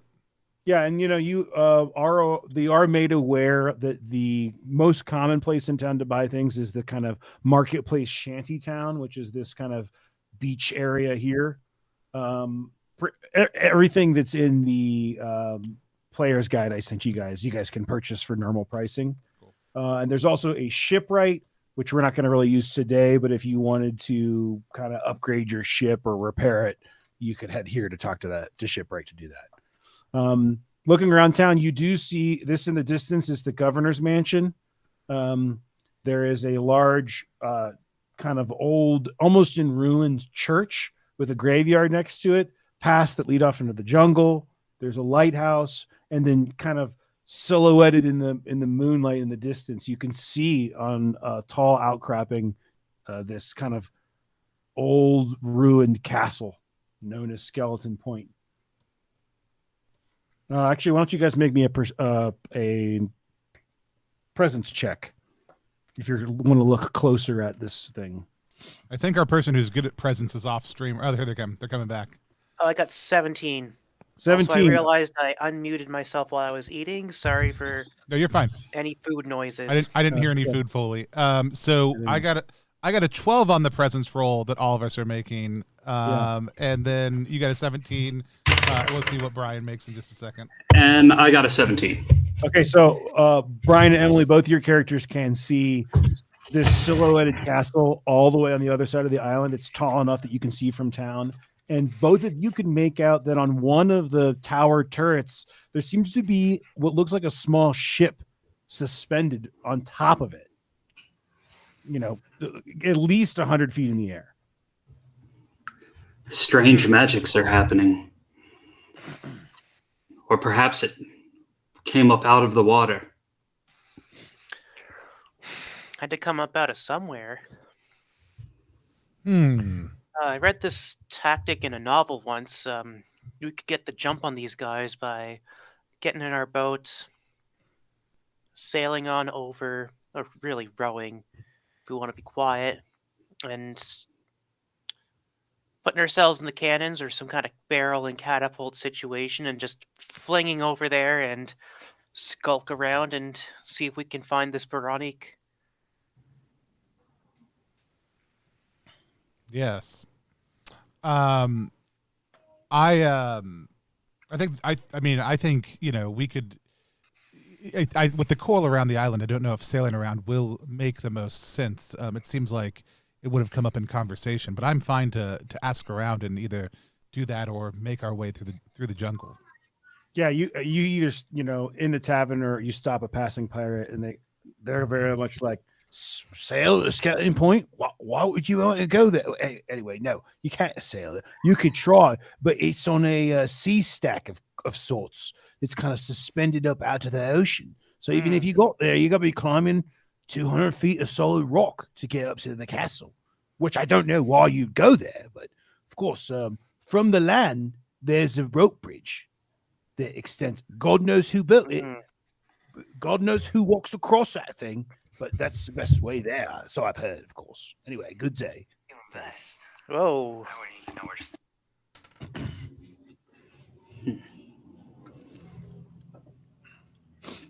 So I guess we'll cut forward to it's dawn. You guys wake up on your ship. You know, you got a fair night's rest. Most of you are sleeping in hammocks. Of course, Ina, is that her name? She has access to a nice, comfortable cabin, and the sea gently rocks you to sleep. But it's the morning and dawn. What do you guys want to do? Brandon, if you said we can spend the 100 gear, and I'm guessing whatever coin we started with on any of the items that are included in the normal gear stuff. If you wanted to get something you don't have, no, just maybe just let's stop in the tavern and get some breakfast, and maybe see if they can pack us some food to take on our travels. We have rations with us also too. So yeah, but something fresher might be better for the trip. Okay. So you guys are able to, procure. It's about $1 a piece for a day's rations. But you're pretty much all supplied. As we're looking around, or before leaving the boat, there were people on our crew that died from the skeletons, right? Yes, including your captain. Was there any? Were there any? Did we need to kill any of them again?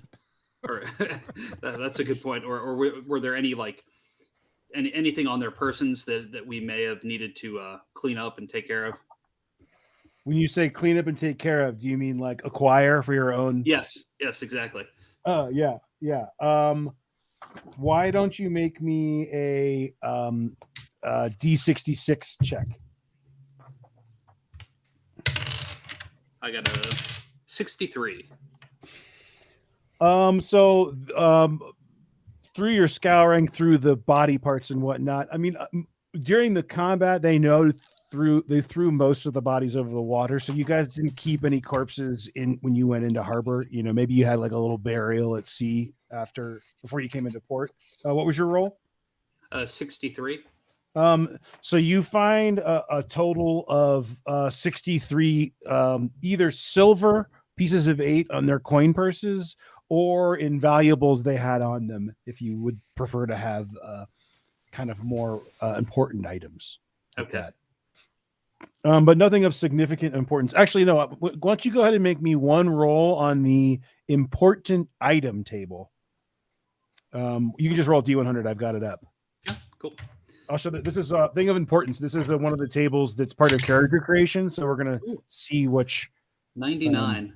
99. So you find a talisman shaped like a snake.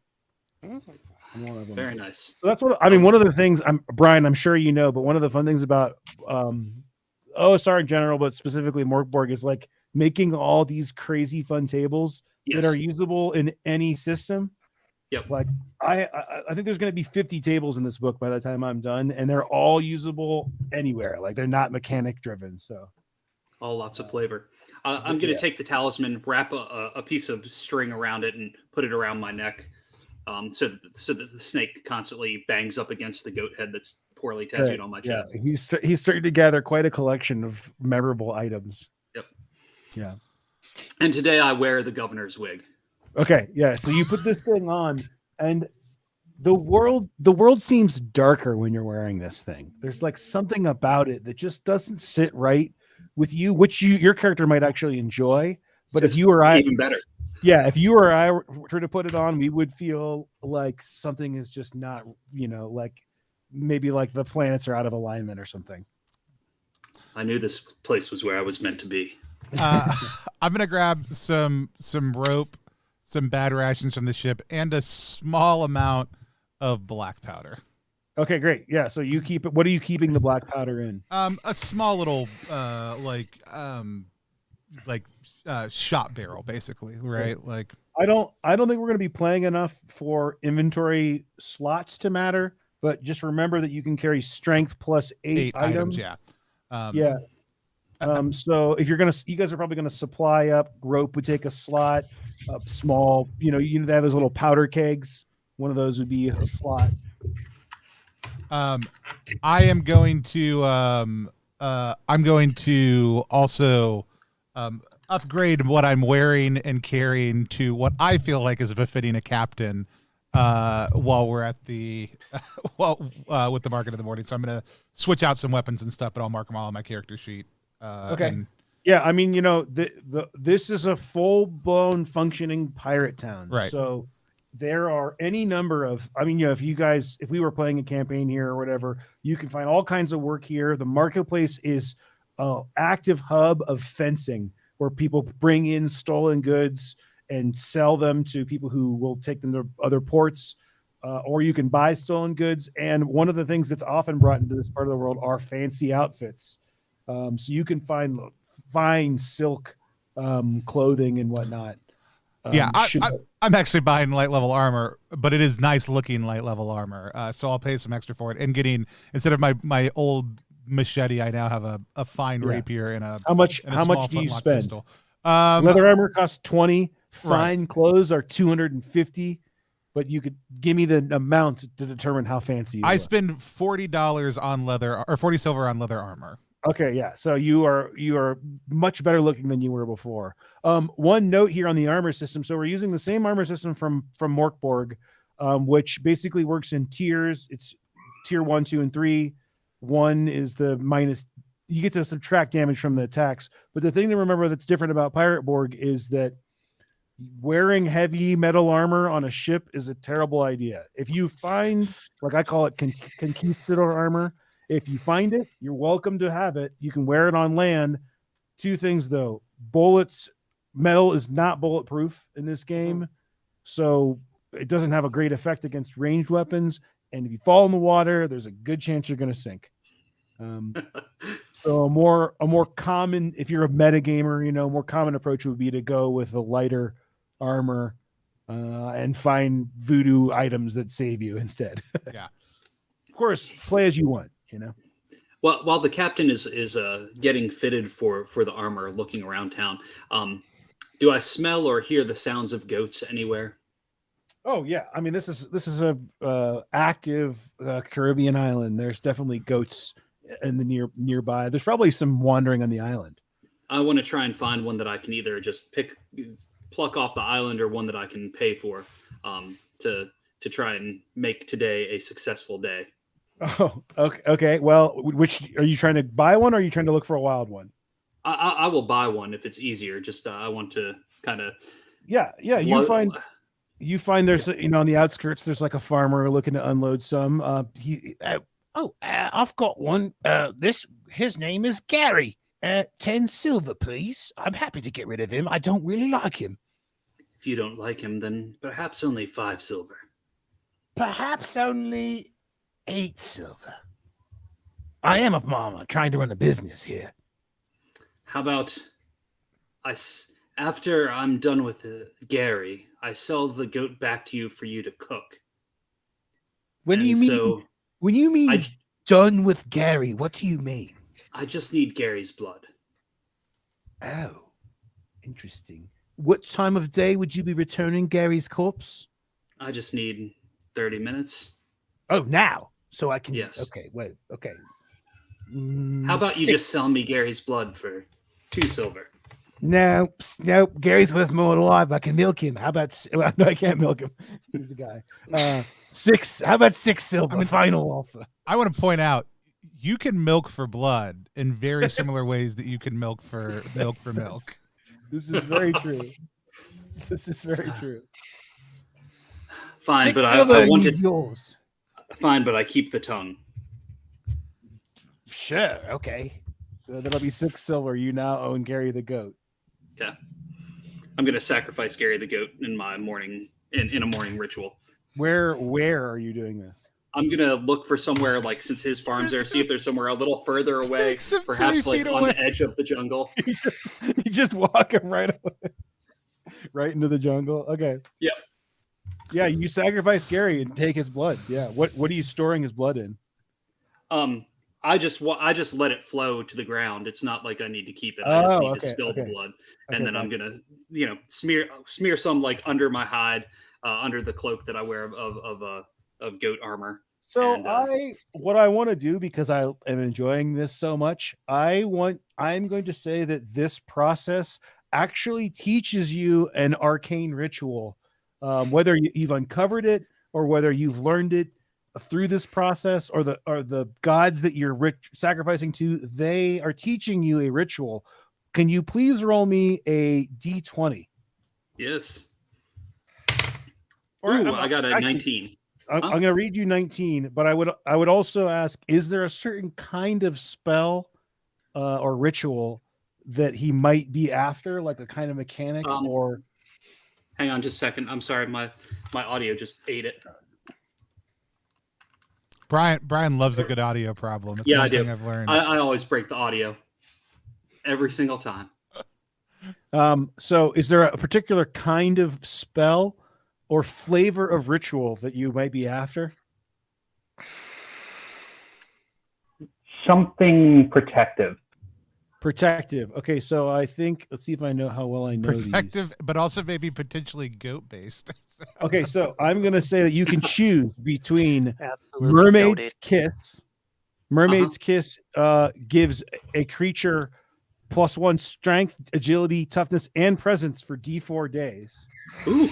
Or you can learn what you rolled, which is the black spot, which you name a human that you have met, and that human has to test DR12 or die within 6 hours. I think my character would go with that one. So okay, so you now have the black spot. So I think I talked about these before we were on air. Just really quickly about the magic in Pirate Borg. It's in 2 categories. I said this before we were on air, right? Yeah. Yeah. Okay, so it's in two categories. One is relics. And relics, if you've ever played like the Black Hack, they kind of work like magic like that. They work immediately without a test, and then you have to test spirit afterward. Spirit is a new ability in Pirate Borg for using magic, because presence is used so much for gunpowders and shooting. You test spirit after to see if you can still use that artifact. And if you fumble, the artifact will break. Rituals, on the other hand, these could be voodoo, witchcraft, science, whatever, however you want to theme them. You have to test before you use them. And if you fail at all, bad stuff happens. And you actually subtract the amount by which you fail from and roll on a mystical mishap table. So basically they're much more powerful. Like you can kill somebody, but there's a chance, like one of them is summon the ferryman, which lets you deal 3d8 damage to anything. But if you fail the roll, the ferryman comes for one or you or your crew. So use with caution. Very good. So you're now in the possession of the black spot. Congratulations. Well, thank you. Okay, so Gary the goat, he is dead. You return his corpse to the farmer. Sans tongue. Sans tongue and blood. Yep. Yeah. Okay. What do you guys want to do? I'm gonna pick up some stuff too. I'm gonna get a backpack and a rope. Okay. I have 100 silver of my own. I'm gonna use that to buy a smoke bomb, an iron grenade, and a stink ball. Great. So it's 60 altogether. All good choices. What was your background, out of curiosity? Background. Let's see. I'm a rapscallion. No, like the sailor, actually.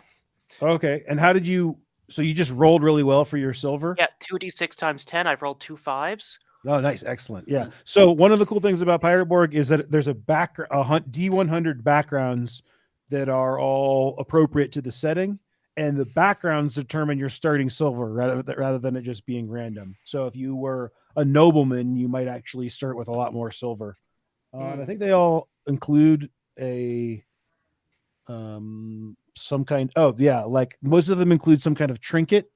Although sometimes instead of a trinket, it might be like, for example, the sailor is 2d6 times 10 silver and a reason to go to sea. So what was your reason to? What was Helen's reason to go to sea? Escaping war in my home colony. Perfect. Okay, great. Anything else? You're loaded up. Make sure you mark your spots on your inventory, because if you find a bunch of loot, you're not going to be able to carry it. Right. True. Let's see. I got a bucket, a tankard, and a whetstone. Right.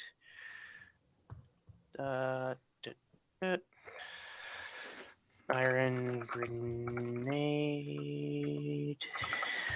But yeah, I think after we gather everything and have those interactions, we're probably ready to head out. Yep. Okay, great. Does anybody have a machete? I do. Oh, cool. Did you want it, or were you trying to get rid of yours? Oh no, I'm looking. Look, I feel like it would be good for swabbing through the jungle. Yeah. I will happily give you my old machete. Awesome. Yeah. And you also can store stuff on your ship if you so desire, but you don't have to like get rid of it. Backpack. I need to use the restroom real quick. Why don't you guys Let's role actually play amongst? Let's just take a 5-minute break, which is great. totally fine. So we are playing Pirate Borg right now. We are going to come back in just 5 minutes when we've got our inventory worked out, and after we've rejuvenated our bowels, both in game and out. So we'll be right back in just 1 second to play some more Pirate Borg.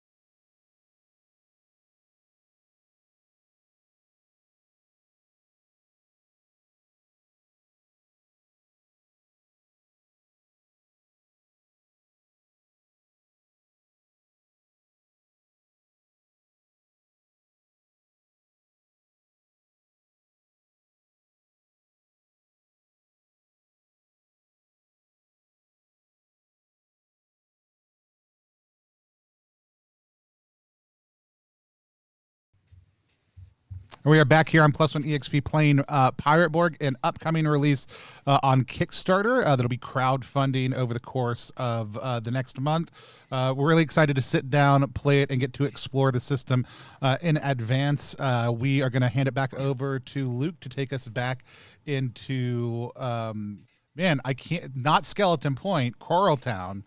Town is where we're The at. island is Black Coral Island. The town was Coral Town. And you guys are en route to Skeleton Point, a haunted old castle with a ship on top of it on the other side of the island. So I guess after we've sacrificed Gary the goat and harvested his blood and tongue and learned the black spot arcane ritual, you guys have kind of gathered yourselves and done your shopping in the shanty town, and you are ready to head across through the jungle to the other side of the island to this ominous looking castle. I think in the interest of time, so we can see as much of this upcoming set piece as we can, we're going to just kind of hand wave through the jungle. It actually is kind of pleasant as you make your way through this lush Caribbean jungle. The sun does kind of trickle its way through the overcast skies. I mean, this place isn't all terrible all the time, and this particular island seems fairly nice during the day. Like if we didn't know we were on an island where the dead come back to life at night, we wouldn't know we were on an island where the dead come back to life at night. Yeah. Before you leave, you do kind of learn. I mean, there is a sense of urgency to kind of find out what's going on with this missing daughter, but you do hear rumors amongst the town that one of the things that's so appealing about exploring this island is that so many pirates and adventurers go out and get killed that it's just really loaded with loot. It's really worth exploring if you're willing to risk your lives for it. But our particular what should I say? The crew of the Regrettable is focused on a singular task of finding out information about the missing governor's daughter, and we think that this Skeleton Point might be the most likely place to start looking, at least. So what, you guys have any narration or things that you might, how are your characters acting as they move through this jungle, lush jungle island? I just out of curiosity, is it normal? Is there normally like a procedure or a process for this, or is it? Or are we? I just want to know, like, just so people get a sense of it. Is this like a random encounter space normally? Do you have okay? A Yeah. encounter here? So basically, Pirate Borg comes with a module at the end of it, which the best way I could describe it is it's basically a pirate version of Pound of Flesh. If you guys are familiar with that mothership module. Like I started with a simple dungeon crawl for this castle, and then I really wanted to give it more, like you could, so that you could really like almost run a campaign. So there are like 10 or 15 locations on this island that all could be put anywhere, and then there are ways to connect them with a point crawl on this island. And the point crawl has a random encounter table, and every time you move between points on the island, you would normally roll on the table. There isn't like a, nature mechanic per se. No, that's great. I was just curious, since I know you said we're like hand waving. Yeah, of course. We're gonna skip all that for today. But normally I would say like a great way to start a campaign, like you could spend 4 or 5 sessions on this island if you wanted. Yeah, I think we see, the captain, like rather than just hacking through things, like taking a special delight in like quick chops on some of the vines that we're cutting through, but then like trying to hit them numerous times before they hit the ground. So you're like playing it's around. It's almost like you're bit. Like hardcore parkour as you go through the jungle. A little bit, yeah. Jumping off trees and stuff. Some kind of swashbuckling going on. Okay, great. So you make your way through the jungle. It doesn't seem as deadly. Maybe you took a weird path, but it doesn't seem as deadly as it was described to you. It was a sacrifice I made. I'm still keeping out my keeping my eye out for the hated English. Oh, sure. So here I will cut to this is the kind of splash page art for the castle. And then in the adventure, this is actually a kind of detailed point crawl of this castle for anybody watching. One of my stretch goals is to do like VTT battle maps for the whole castle. If we get there.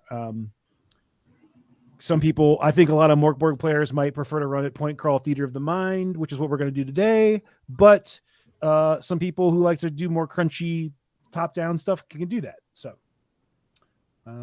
little behind the screen, if you will. So you guys come through the clearing of the jungle to this is as like Indiana Jones as you can get, an outcrop that kind of hangs out over the ocean with a very rickety, no handrails, single plank rope bridge connecting the main landmass to this skeleton point sea stack, if you will. I want to look down at the rope as it's connected to the ground, the ground at our end of the bridge, and just see how fastened it appears. It seems to be a fairly old rope tied around a like a wood pylon that's been dug into the. I think I can zoom in here. A wood pylon that's been dug into the kind of rock and earth. It seems sturdy-ish from your perspective. Who wants to go first, Captain? I don't think it should be you. You say this as you turn around and the captain's not behind you, and you turn back around and the captain's like halfway across the bridge. Yeah. Okay, so anybody crossing the bridge, I would like you all to make a. Oh, go ahead. I'll go first. I'm slinking the captain's already halfway, right? Oh Yeah. Shit. Captain's halfway. Like you guys are like discussing it, and captain's already halfway. Yep. Eat fucking Kirk. I rolled a 12. Okay, 12. Anybody agility checks, please. I'm 17. gonna wait until like they make it across. Like I'm not gonna go until like I don't think all the weight of all of us should be on there at one time. So once I see them make it across, one at a time. Yeah. Yeah. Yes, I got an 18. Okay. Yeah. And did Helen already go? Yeah, I got 17. Okay, yeah, you guys are able to walk across no problem. I mean, it's a little scary, a little rickety, but this isn't Jacob's ladder. You're able to firmly walk across taut enough. But as you come across into what seems to be the courtyard of this castle, there are dozens of corpses and just like lying everywhere. There are skeletons impaled on tall pikes. And there is a rusted open portcullis that leads into the castle. Now, I'm showing you guys the kind of cover art. I do have another version. Actually, maybe I can pull it up real quick. It is bright and sunny. I wouldn't say sunny, but it is daytime. And despite the overcast clouds, it seems kind of like almost like a warmth is kind of coming in and silhouetting this castle. So it's a very, this is kind of one of the themes of the Dark Caribbean is there's this stark contrast between beautiful sandy beaches with I think the best way to describe it is like a Midsummer. If you guys ever saw that movie, where it's like bright and sunny, but like absolutely like horrible skeletons and gore on iced on top, if you will. The skeletons that are there, are there any where the corpses look recent?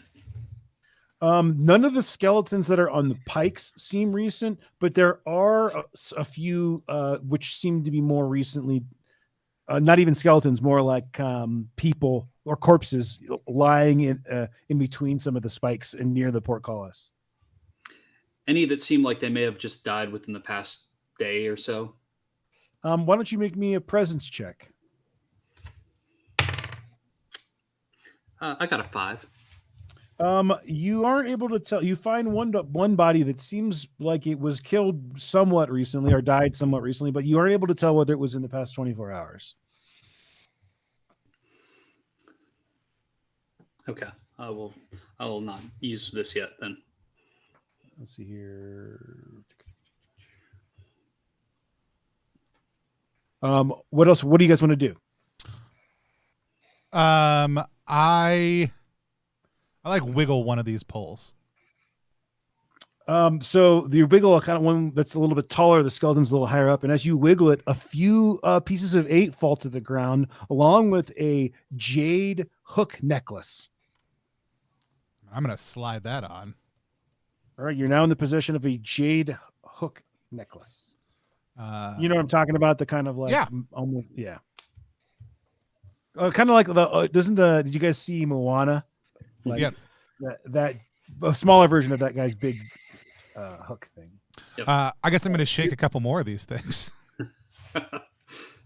Yeah, you shake some more, and you don't seem to find anything of interest. This is my daytime version of this, just because I have it.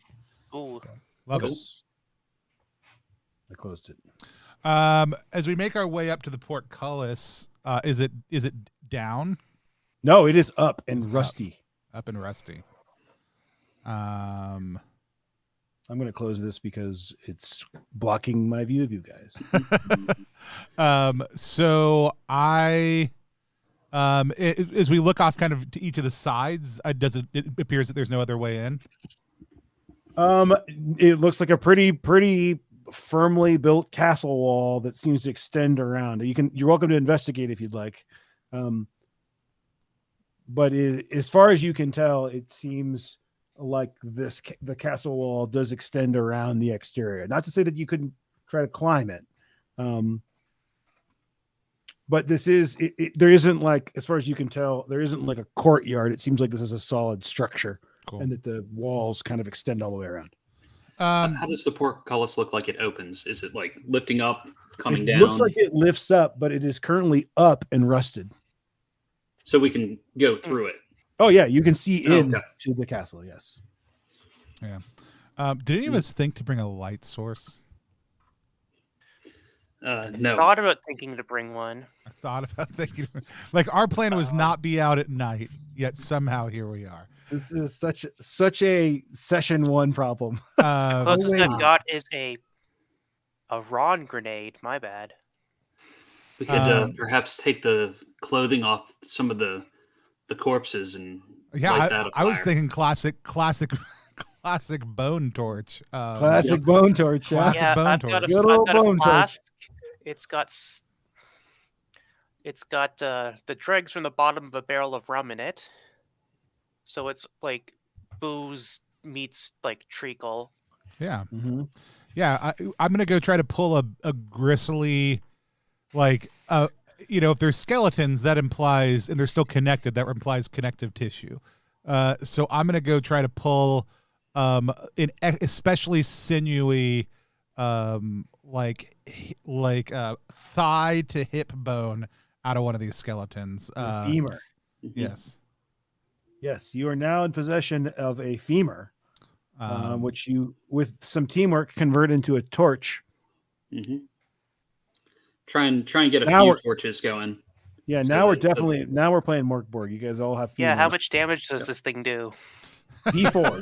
D4 improvised weapon plus a No, chance to oh catch, no, come on. Man. plus a chance to catch something on fire.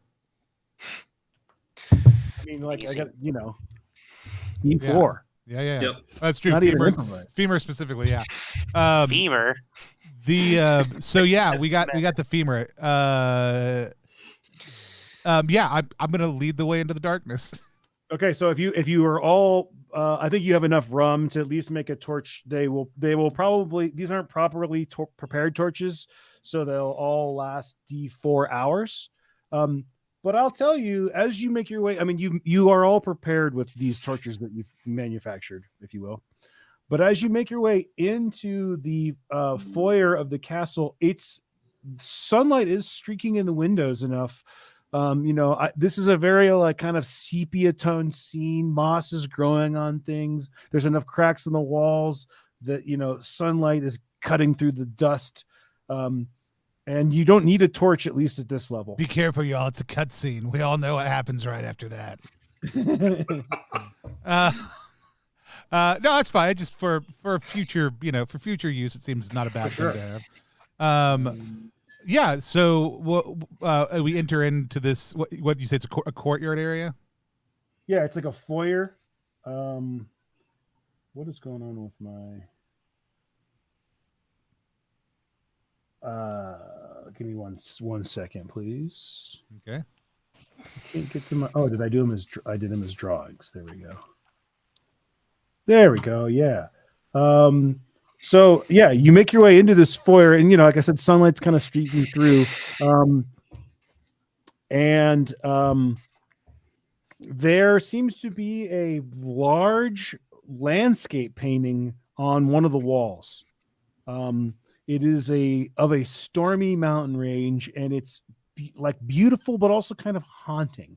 I would say like the best analog for this is it almost looks like it's done by the same artist that did the art for the scary stories to tell in the dark. You guys are familiar with those, but colored. It's beautiful and haunting. And it's just kind of hanging there on the wall. There is a double staircase that leads up, and a crooked staircase that leads down, and then a passage that leads further on into the castle. Does the mountain range look familiar? Where are you from? I'm from London area somewhere. I would say, have you ever been to the Alps? No, probably not. And I would say no, it does not look particularly. Where could it be? Familiar. But that's a table talk. But yeah. So you said there's two staircases? Yeah, I'm sorry to clarify. There's a double staircase that leads up, and then there is a rickety staircase that is off to the side that leads also up. So your options are narrow passageway straight forward, up the big staircase, or up the rickety staircase. I got to check out those rickety stairs. Yep. Rickety stairs. Okay, so you kind of make your way up this rickety staircase that extend. You're kind of winding through on these rickety boards, and you come to a tower that is filled, it's kind of open air, sunlight streaking through the windows, and it is filled with bird cages. This is clearly the rookery of this castle. And there are 6 rooks here currently. They're like raven kind of birds, and they're kind of ominously staring at you. Do they look alive? Oh, they're definitely alive. They are normal rooks, as far as you can tell. I'm gonna wave at them. As you wave, they all, like in unison, all 6 turn and watch your hand wave. Oh! I say hello. They stare at you in the most Poe-like manner that they can. They stare at you. Are there any desks or anything around? Are there any? I'm sorry, what? Like a desk or anywhere where some writing would be done in this room? No, it seems to be mostly in ruin. With these old, it almost seems like these birds were left to their own devices. There are definitely skeletons of birds in various cages that are closed, but then some of them are open, and then there are these 6 that are kind of perched on top of cages and around the room staring at you. As you look up, though, you realize that the roof of this turret is destroyed, and there is a gaping hole that extends into a kind of darker room, if you will. You suspect that this is the ship that is suspended on top of this part of the castle. And is it a climb up to get there? It looks like you could climb it. Yeah, it's pretty high up though. And you're going to be climbing on cages and on kind of broken pieces of wood in this tower. I tossed some some of the old crusty bread I brought from the ship. Like I crumple it up and toss it out for the ravens. Okay, one of them does a very graceful fly down from the top of this, from one of the cages, and lands and starts nibbling away at the bread. Mm. I hand the torch to somebody and I start climbing up. Okay. Make me a strength check. It's gonna be 17 all day.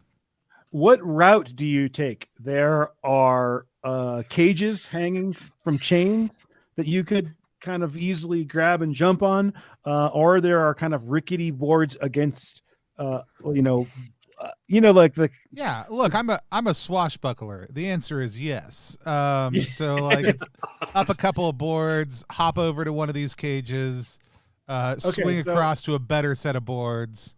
Yeah, so you're hanging up there. You're about halfway up, and you come to a set spot where you have to either choose between sketchy looking board or cage with a rook on it. What do you choose? I mean, depends. Here's what I would, if I can, take a free hand. I'm going to crumble up some more of that tasty bread and throw it at this thing. Throw it to this thing. Yeah, you throw it at it or like in the cage? No, like in the cage below it. Okay, yeah. So as you throw it, it's kind of jumps off and it grabs the bread even midair, and you're free to jump onto its cage. Then I jump onto its cage. Yeah. Okay. So you're getting pretty close to the top now, and you're looking down. You can see, you're pretty high up there. If you weren't such a suave, swashbuckling pirate of sorts, you might have vertigo. But this isn't any higher than you've been in the rigging of a ship. Right. But you get to the top and you realize, but you're able to see into this kind of shipwreck, if you will. And you can see a path that you could probably climb up into there if you wanted. I would like to climb up into there. Yeah. Okay. So you kind of lift yourself up into this old ship. You can tell by the design and structure of it that this is a ship from a previous era. They don't make these anymore. You think it might be a galleon. They don't make them like this anymore. I think it's a galleon.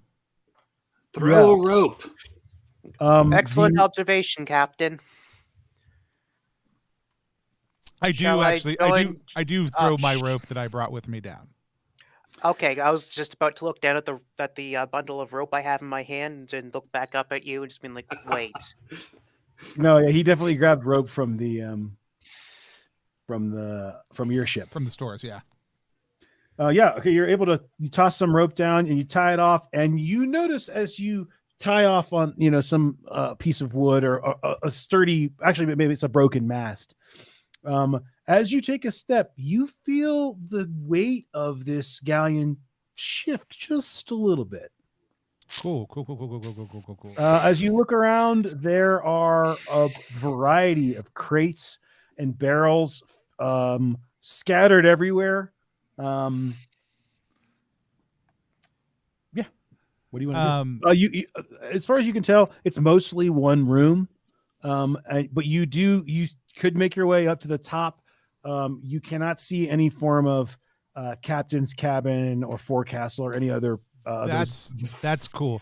Hey, actually, just stay down there for a moment. Did we hear it creak or anything, or like notice that it wobbled? Yeah, you guys can't yet. No. Yeah. Okay. I'm going to make my way to the closest crate and barrel, and open it up and see what I can find inside. Yeah. Okay. Inside this crate, you find. Can you roll me a D6, please? A D6. D6. A 4. In this barrel, there is some fine old rum, maybe a French Bordeaux, that immediately whets your palate. But you are sure that you could sell or consume to much delight. Is this a barrel of it, or is this this is a crate filled with wine bottles? Okay. Cool. Hold on. I'm going to pull the rope back up, and I'm going to tie it off around this crate, and I'm going to lower the crate down. Okay. So you, I want you to make me a presence check for the quality of which you tie the rope around the crate, but also you take into account the physics of this job that you're about to approach. Excellent. I would like to use one of my omens. One of my devils, some devil's luck here. You use some devil's luck. What'd you roll? I rolled a 3. Okay. Yeah. So yeah, I knew this was a good time to use it. That is a 20 though this time around, and that is a 20 of the natural variety. So here's what I think. Here's what I think happens. You take the rope out and you do like kind of the normal sailor's tie off thing, and then you go to lift it up and like with your weight like this, and the whole thing goes like, and you're like, and you pull some seaman shit where you like lasso it around and make like a makeshift pulley system that counterbalances the weight, and you're able to lower that down. You guys are now possession of a crate of fine Bordeaux. I think it takes 2 inventory slots to carry this thing around, though. Okay. I'll make my way to the next closest one. I have a backpack. How much inventory does that add again, or is that just kind of a flavor thing? The backpack, really, it's more of a flavor thing for holding stuff. Yeah. Fair enough. Yeah, it doesn't increase the amount of stuff that you can carry, but I imagine you'd have a hard time carrying 8 or 9 items without one. You know. Yeah. My inventory maximum is 6 before I start taking penalties. And at the moment, my backpack seems to be filled with explosives. That's a good problem to have. Yep. Yeah, I'm going to make my way to the next closest barrel or crate. Oh, okay. Roll me a D20, please. A 10. In this one, you find gunpowder. This is a barrel full of very old black powder. Now, to correctly convey the vibe of this scene, have you guys seen Lost? But I say, yeah. Do I need to worry about the sweat here? When you crack this barrel open, like basically you go from like, sweet, look at all this cool loot, to like not terror, but like, oh shit. I'm keeping my eye out for a polar bear. Yeah. Make a presence check to understand the plot. I mean, I rolled a. Oh, wait, that's 12. No, I'm not serious. No, I'm not serious. I was like, great. I rolled a 6, and I was like, the question I always ask you was on a D20, and I did not. I rolled it on a 20. I rolled a 13, which is flat for me, so I have 13. Yeah, this guy is on fire today. No. You don't have to. I was kidding. You don't have to check to understand the plot.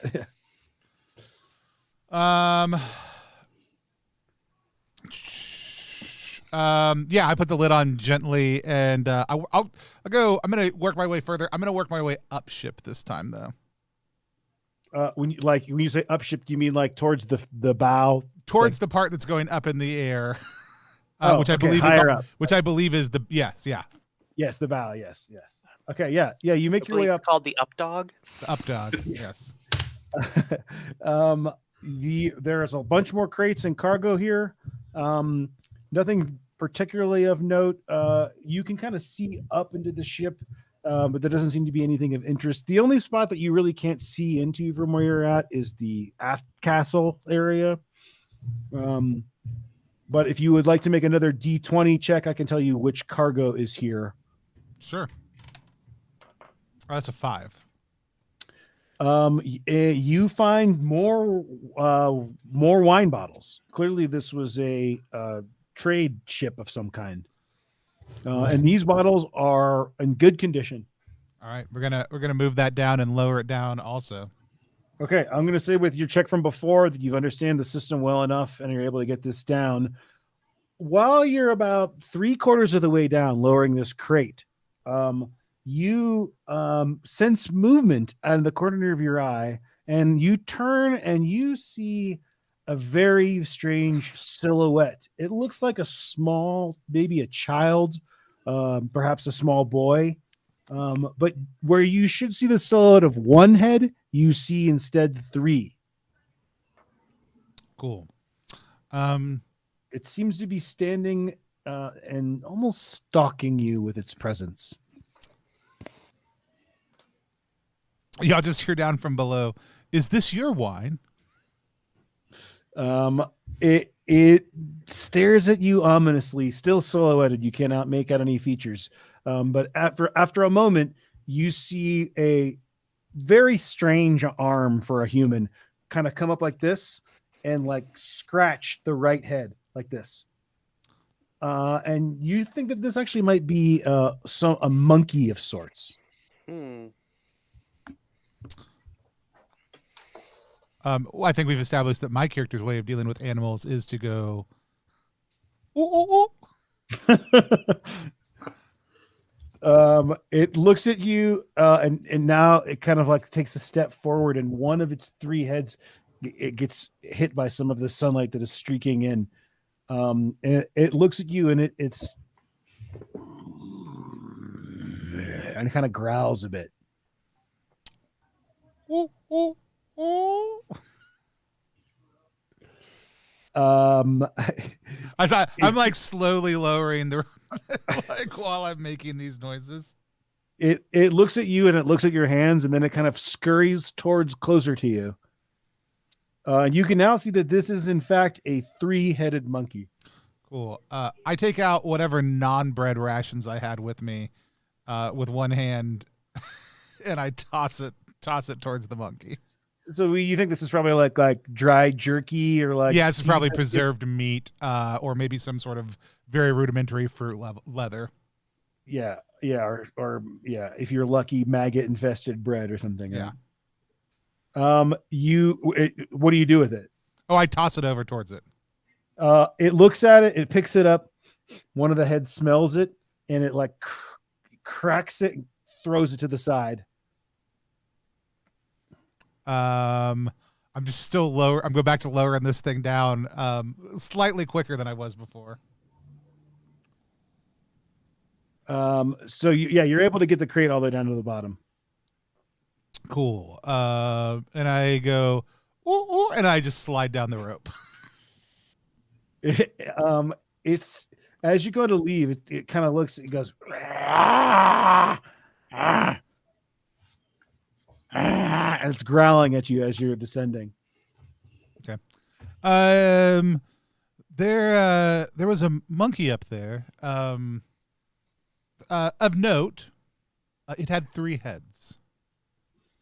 This is a strange place. Yes, I'd heard tales of the like from the Caribbean, but I wasn't quite prepared for this. If it weren't up so high, I'd like to catch a look. I mean, you can take the rope back up. I'm okay. I'm going to leave the rope intact for now, which is probably a horrible idea. But I don't feel like that monkey is getting much of an advantage from that rope, and we might want it later. There's more supplies up there if we want to come back for them, but I figured these 2 would give us a good way to make a little bit of extra money. Perhaps we carry them down the rickety stairs together, and then leave them down below. Why don't you 2? Do you 2 want to take this first box? I'll keep an eye on the monkey hole.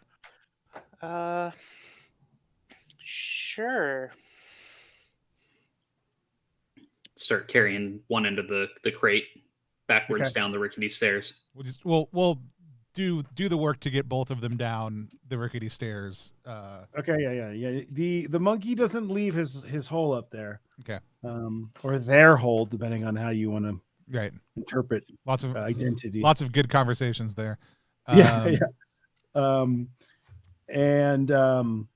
And the rooks seem to mind their own business. They were appeased by your offering of bread crumbles. Cool.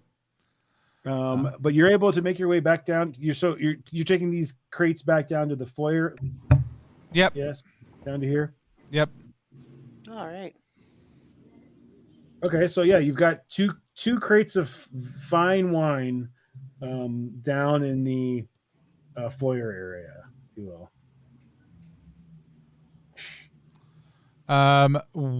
Do we want to take the main stairs this time? I don't see the harm. Does it look like anybody's come and gone through here recently at all? You do see some kind of dust disturbed footprints that seem more recent than others. Yeah, so you think that maybe this is, but it does not seem like anybody is like living here. Sure, the main stairs sound good to me. Okay, you make your way up the main kind of like double, foyer staircase, and they open up into a large. There you go.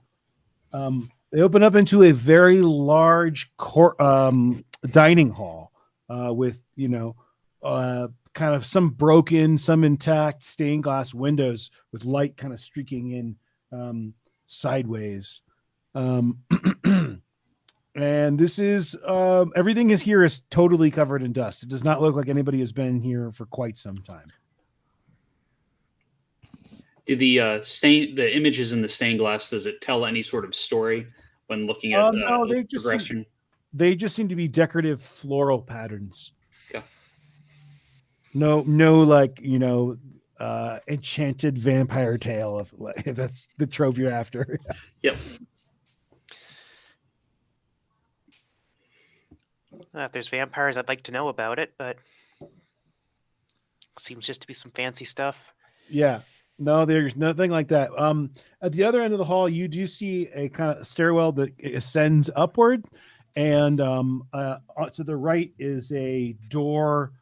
A door, yeah, a small plain wooden door, perhaps used by servants.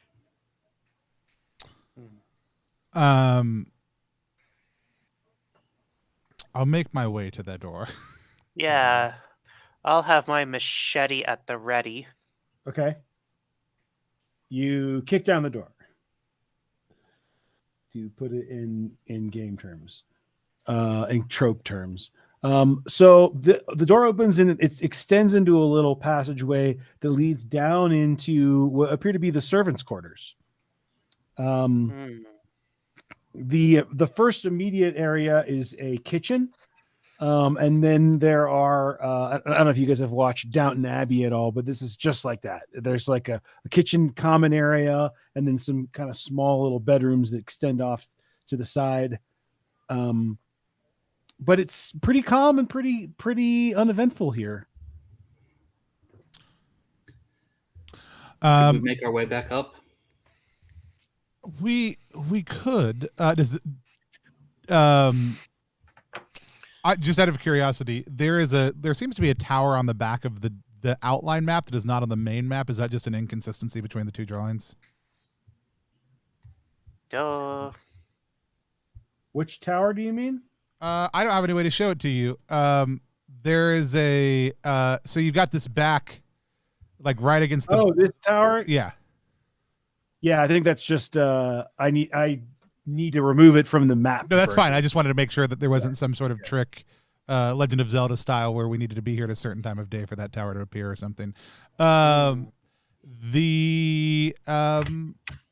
Yes, I think we can head back up for now. Yeah, let's head up. Okay, so right now you're back in the dining hall, and you want to take the staircase up. Correct. Okay, so as you make your way up the stairs, the first area you come to seems to be a library. This is a very ornate library. Clearly, whoever lived here in the past was a aficionado for literature and books. There's a ladder. You might call them a beast for books. Yes, exactly. There is a little ladder on a rail that extends around, and hundreds and hundreds of tomes that line the the various bookcases. What about Bartlett's 411? I'm sorry. What about Bartlett's 411? You want to look? Yeah, make me a per presence check. 13. You do find not a Bartholomew's 411 tips to the Caribbean, but you do find a guidebook about the region in general, a history, if you will, of the early days of Caribbean lore and the things that they were encountered here. It's called Trilby's 311, and it is not quite as complete as Bartholomew's. No, not enough.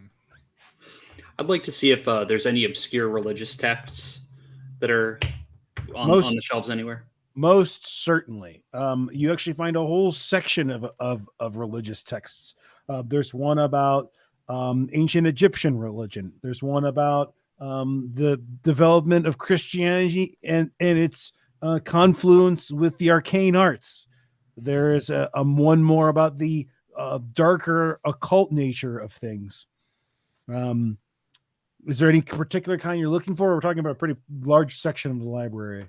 Anything on the darker, more occult side of things that looks like it would be older than any of the others, or yes, may look like it would be a rarer find. Yeah, there is a particularly old looking, definitely bound in some form of leather that you're not entirely sure is not human book that you pull off. And it's almost like as you pull it off, it's almost like you could hear the wind rustling and hear like a whispering. And this is like, I couldn't explain it more than like the most Lovecraftian book you could find in a library. That one will go into my backpack. Yes. As you first open it up, you aren't able to understand the almost like Sanskrit style etching in it, but it does seem like worth delving into at a future time. Excellent. Yeah. As you guys are kind of exploring, you feel the room get colder all of a sudden. And it's almost like you've jumped forward into time, in that it's cooler and the light is coming from a lower angle, and everything seems a little colder and almost eerie. And as you all look at each other, you kind of realize that you don't really know how long you've been in this library.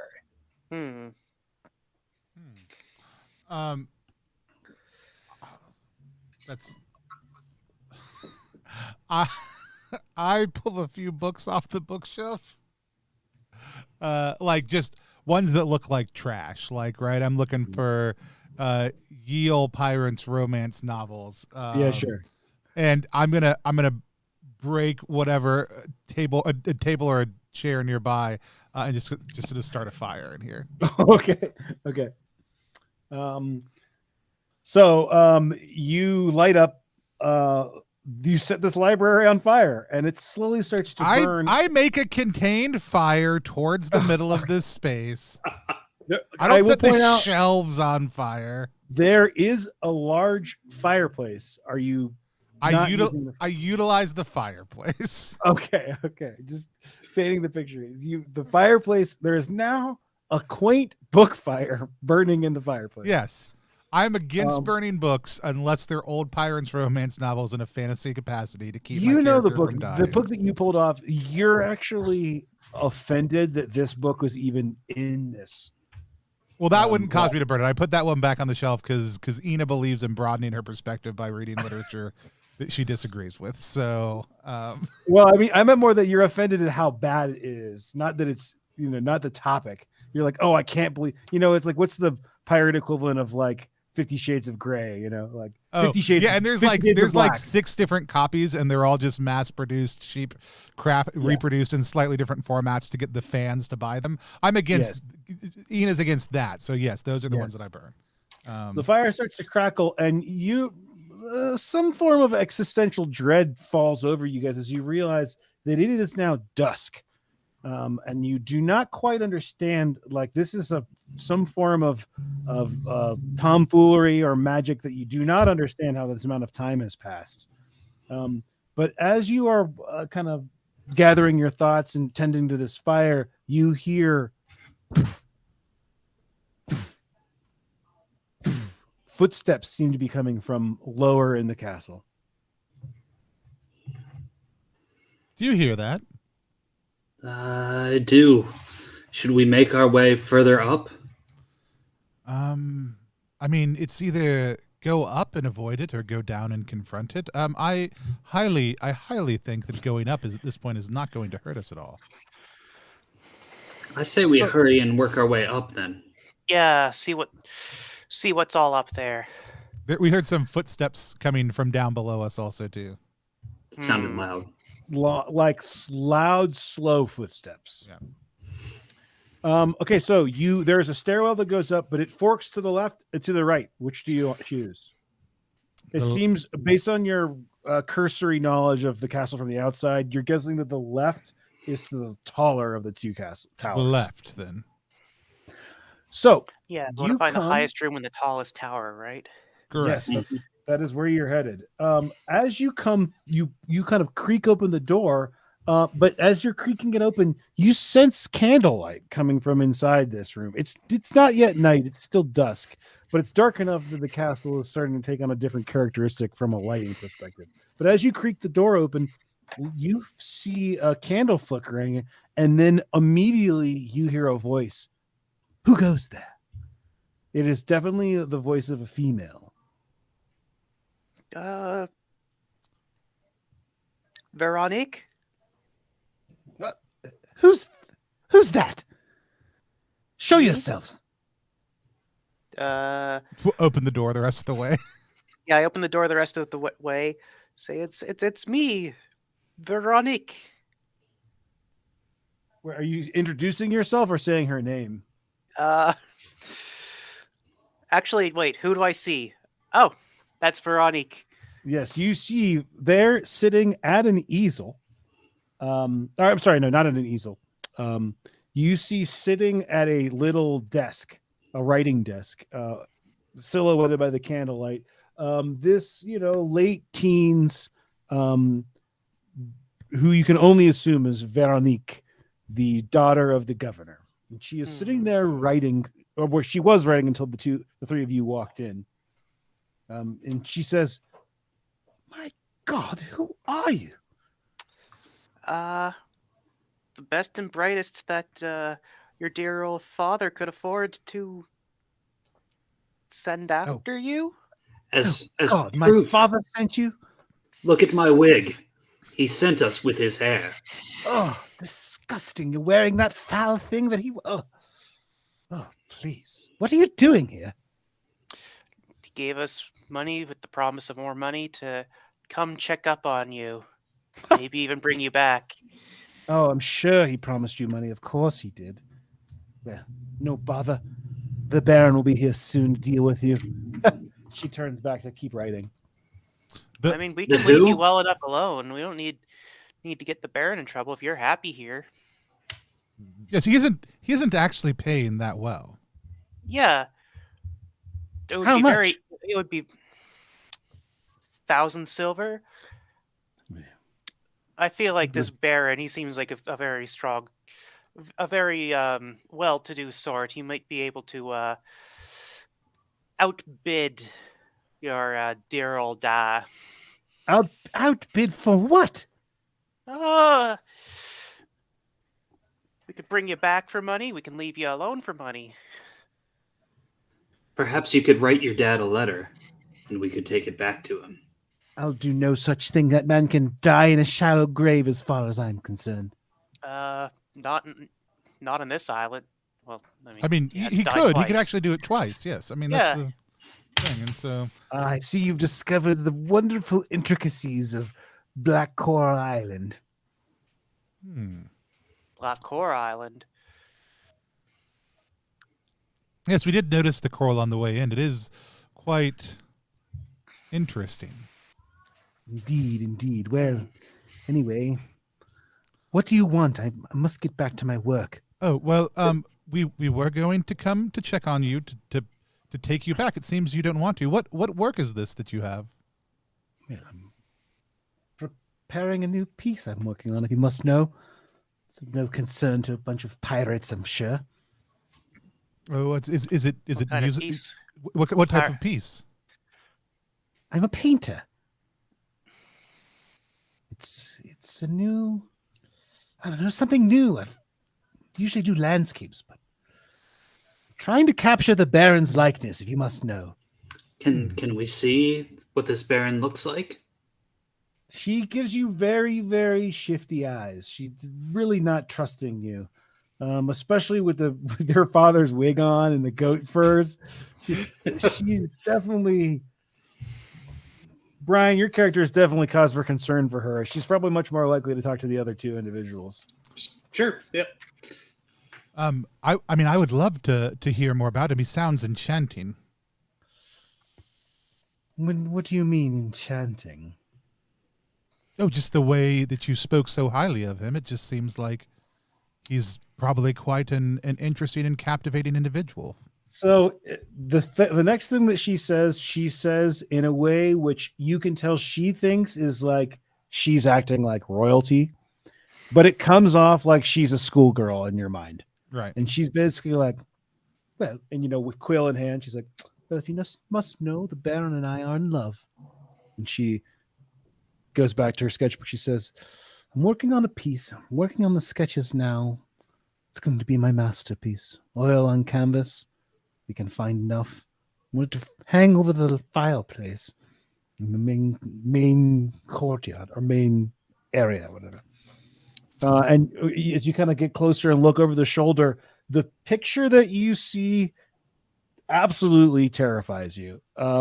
It looks to be like a very noble, proper 3/4 portrait, but the man's face is not a face at all. It is like a horrible skeleton, terrifying, flesh dripping sketch. I love what you've done with the cheekbones here. Yeah, well, yes, the Baron is so gaunt, if you will. I have to really work to capture his essence. And you hear, poof, poof, and oh well, he'll be here soon. This should be interesting to see how you all deal with him. How did you first meet?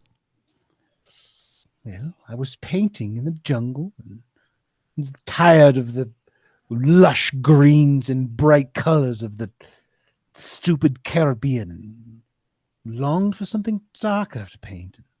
Well, they said not to go into the castle, but I did anyway. Well, I've been here for quite some time now. At first I was visiting on the occasional day and convinced the Baron to let me stay indefinitely. Well, that was nice of him. Yes.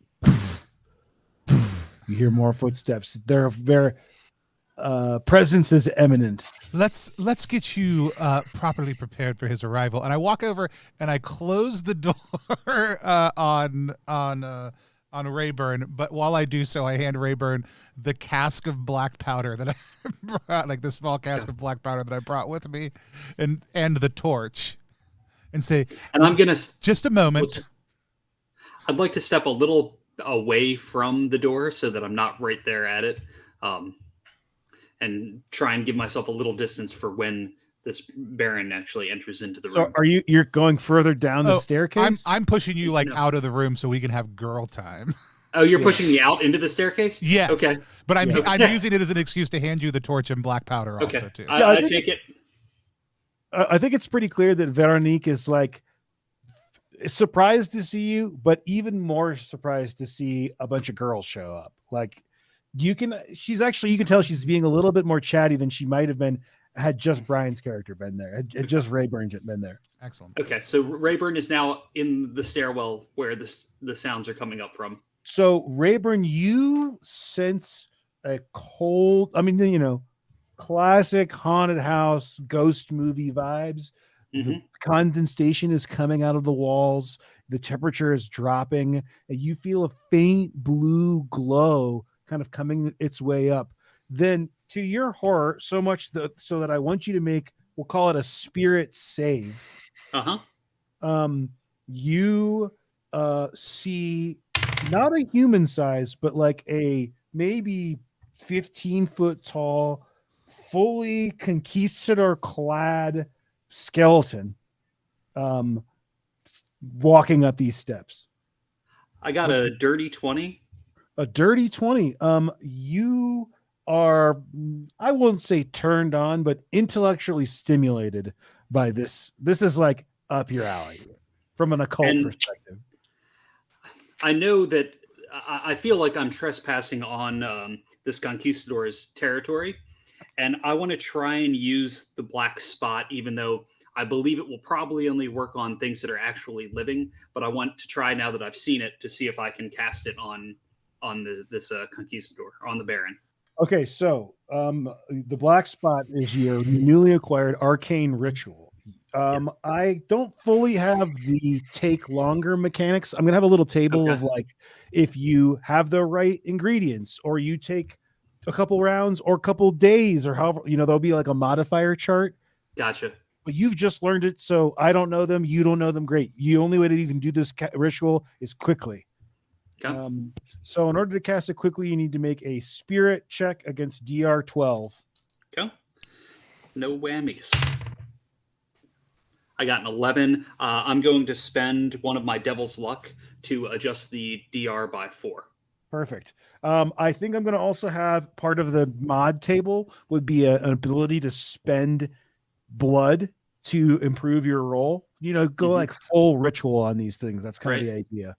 Sure. But with your Devil's Luck, you don't need to do that. So you pass this spell, and so that'll subtract one of your, if you didn't already, roll for your daily ritual uses, which is not those don't affect relics, but they affect rituals. Yep.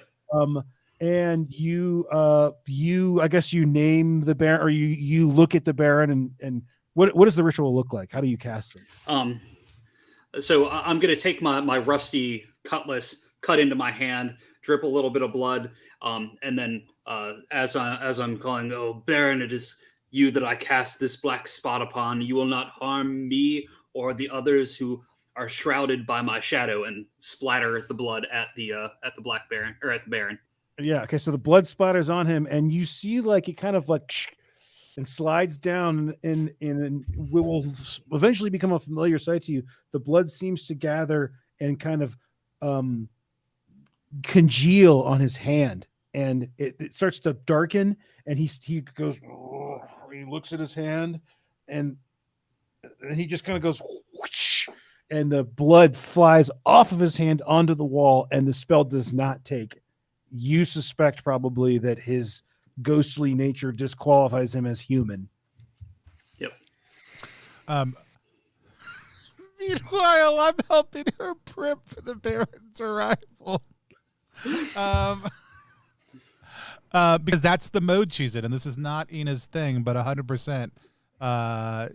She has encountered girls like this before. How old is Ina? Ina's in her 30s.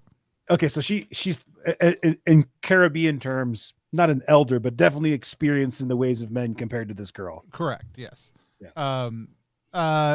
Yeah. So I mean, we're doing classic, like, let's pinch your cheeks, get some color up, and other stuff like that. I'm also, while doing that, just trying to take in the room, and see if there's anything that looks like it might be a focus for this Baron's power over her, or whether I think she's really just fully under his hypnotic control in some way, shape, or form. I think I want you to make a spirit check. Cool. That's the thing I suck at. Kind of like a Arcana-esque thing. See how you can, if you're looking for magical things behind.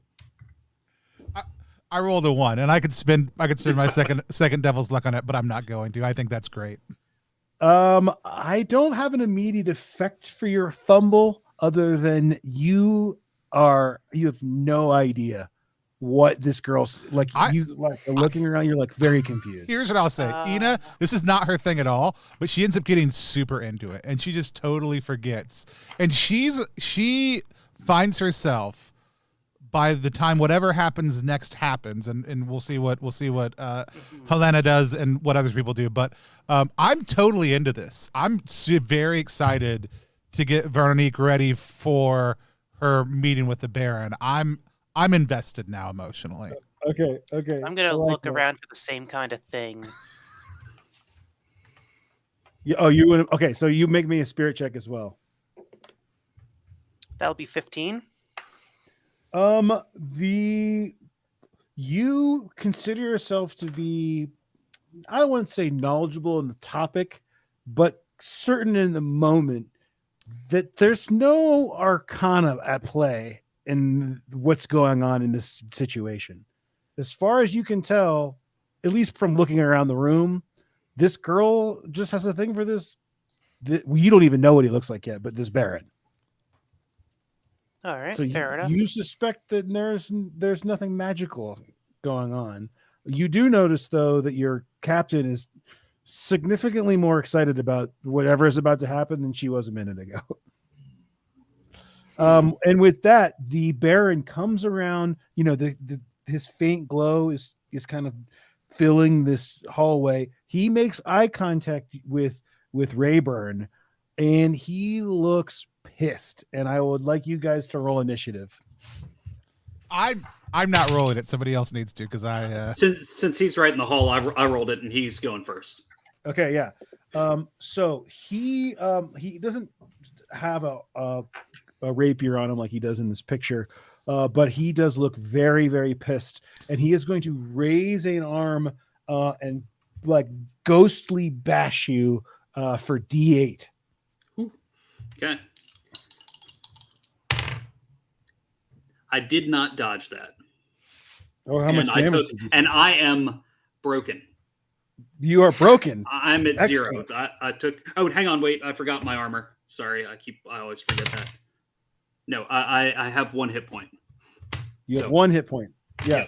As he bashes down, and his skeletal arm makes contact with your fleshy body and it smashes against one of the walls. You guys in the room hear a loud thud, and you can see under the door crack glow coming into the room. What do you guys want to do? We'll start with Rayburn. I would like to try and take the gunpowder that I had and like slam it on him and just light him up. Okay, with you nearby. Yep, I'm already, I'm in bad shape, and well, no, that wouldn't make sense. Never mind. I'd like to try and start like slide down the stairs and do that as I'm sliding down, throw it behind me and throw the torch with it, like toss them both back at him. As I'm working my way down. Okay. I want you to make an agility check to see whether you're able to kind of not necessarily disengage, but get around this guy and kind of get out of there before all hell goes to lose.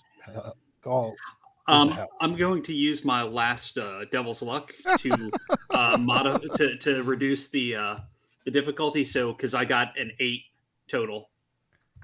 Oh, and you're going to lower it. You're going to use your Devil's Luck to lower it by 4. Yeah. Mm-hmm. So if it was a 12, it would be 8. Yes. So you are, basically you kind of go to do like a baseball slide around him and throw the torch up, and the torch comes in slow-mo. You can see it like it's going to land on the black powder, but it actually like hits a stone and spins around one more time. That's your Devil's Luck coming into play as you slide out, and you're able to get around down the stairwell just enough so when the black powder hits it, you hear a loud explosion, rock goes everywhere, the door comes flying off its hinges into the room, and the Baron is going to take damage as if you had just blown off a iron grenade, we'll say, based on the he's here. What is the iron grenade damage? An iron grenade is I would say he would need to test agility, but I'm going to say that we're going to skip that and just roll 3d6 damage. Ooh.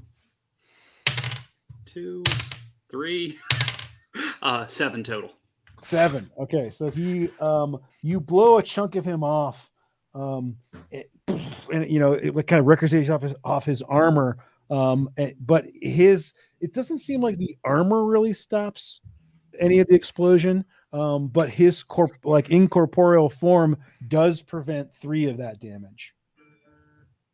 What do you guys want to do? Well, I am.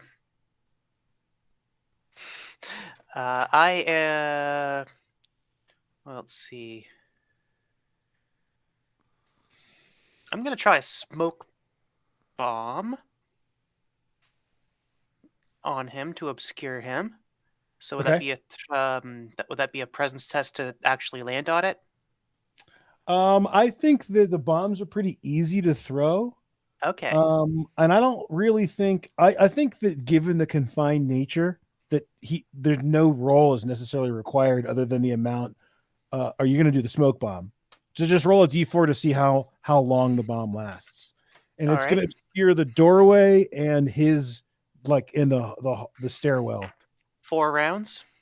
4 rounds. Okay, so it is tough for him to see for 4 rounds. Anybody in that area. All right. I'm going to leave. Through that way? Not directly through, but I'm going to kind of go around to try and get through the door without or is he in the doorway? He is in the stairwell, yeah. Oh, well, in that case, what I'm going to do is sneakily try and shove him down the stairwell.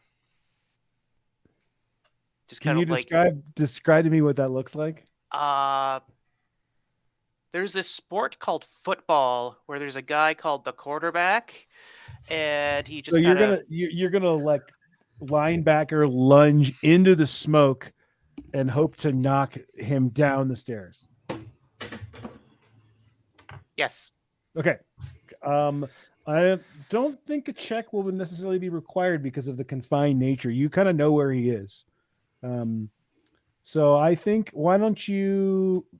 I think it succeeds. I think that you tumble into him and the 2 of you fall down the stairs in the black smoke of this recently exploded hallway. What is Ina doing?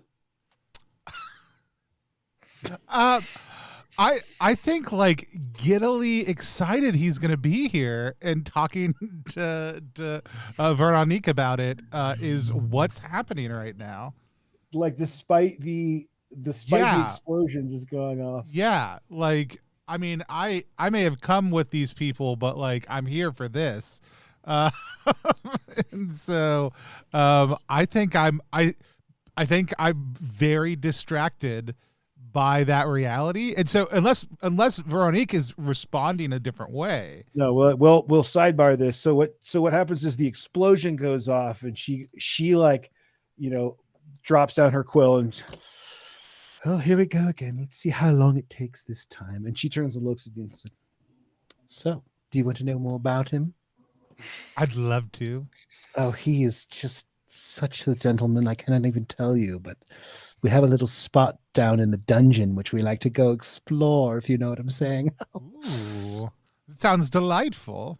Oh, it's quite delicious, darling. I can't even tell you. But these... Was that the plan? Was that the plan for tonight? Well, it's the plan for most nights, I will say. But this happens every couple of days. We get a group of pirates who are. Have you gotten him to? I don't want to be improper. Have you gotten him to commit? I mean, it sounds like this is. I don't want to imply that it's a dalliance. Well, there's the Baron's memory is a little foggy, if you will. Occasionally I have to remind him of the nature of our agreement, but it's one of those kind of things where... Remind me, I can be helpful in that capacity. Well, I live here now. I'm happy with him, but there's something about this island that, every now and then we get a group of travelers, if you will, that successfully make his day harder. I've watched him die quite a few times at this point, but something about him, he just... The next morning, he always comes back to me. It's so delightful. Yes, it's really nice, really. But often when that happens, I have to remind him who I am and that I'm here for him in the long term, and then we carry on like normal. She's very catty about this. Okay, almost bragging to you. So I think that's probably what happens for that Sure. round. Yeah. And then we'll cut to the Baron, who has been knocked down the stairs. He is pissed. And he now raises his hand, and like this spectral cutlass just appears in his hand, and he is going to immediately stab into the fog to whatever the body that just knocked him down was.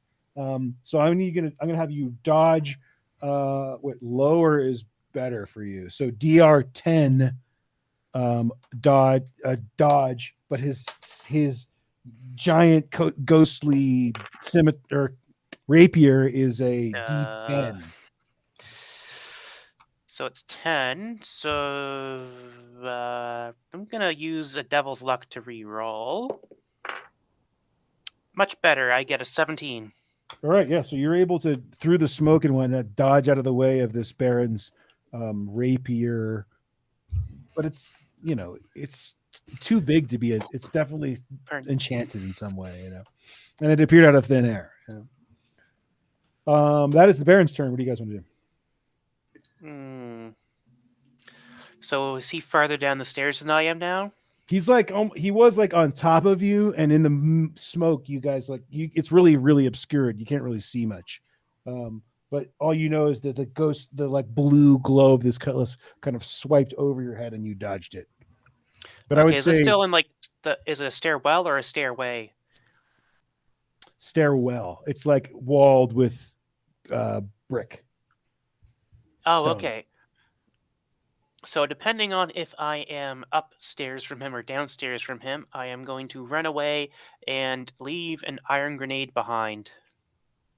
Okay, so I would say that you are, because you tackled into him, that you are further up the stairs. Okay.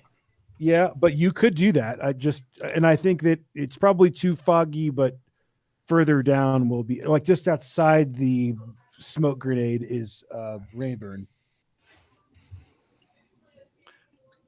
And my plan is to run.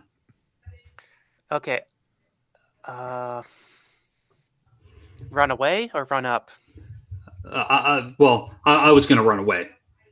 I'm too far gone at this point. I'm not giving my life for this to get this girl back. Fair enough. I think I'm going to run away too, but leave the iron grenade to go. Okay. So mechanically, I think you can probably just do that. Maybe make an agility check just to make sure that you don't fumble getting out of there. You kind of know where you're going, so. Oh, that's a 17. Yeah. So you've got no problem running away. All right. But then the grenade will go off. So did you say it was an iron grenade? Yep. 3d6 damage. I'm going to use my second omen to make it max damage. Okay. Nice. That's a smart move of your omen, of your devil's luck. I think still because of the nature of the stairwell that he does not get to dodge. All right. So that's going to be 18 damage, right? Yep. So you basically the grenade goes off. You don't really see it other than a bright flash, and then like bone chunks just come flying through, and like there's a ghostly skeletal hand, conquistador helmet, skull, and the Baron seems like maybe you might have defeated him. You can't really tell though because of the smoke. Well, so that's 2 rounds. I'm still going to retreat to safety and see if I can check on my friend there. Okay. And how about Rayburn, Brian? I would have tried to make it into, I guess, probably down to the dining area would be where I would have tried to make it down to. Yeah. And maybe hiding under the table, at least for now, to see if anything, see what happens. Because I don't want to go out into the jungle at night, or so that's where I'm going to go to. Sure. And Tony? What is her response to all this? She rolls her eyes. She goes, "Oh God, not again." Well, it looks like we weren't going to be hanging with the Baron tonight, dear. Oh, I was so looking forward to it for you. Yes, I know, me too. Well, I happen to quite like you. Perhaps maybe you might come back tomorrow and see what the Baron has to say. Yes. Well, you said he'll be reappearing in the morning.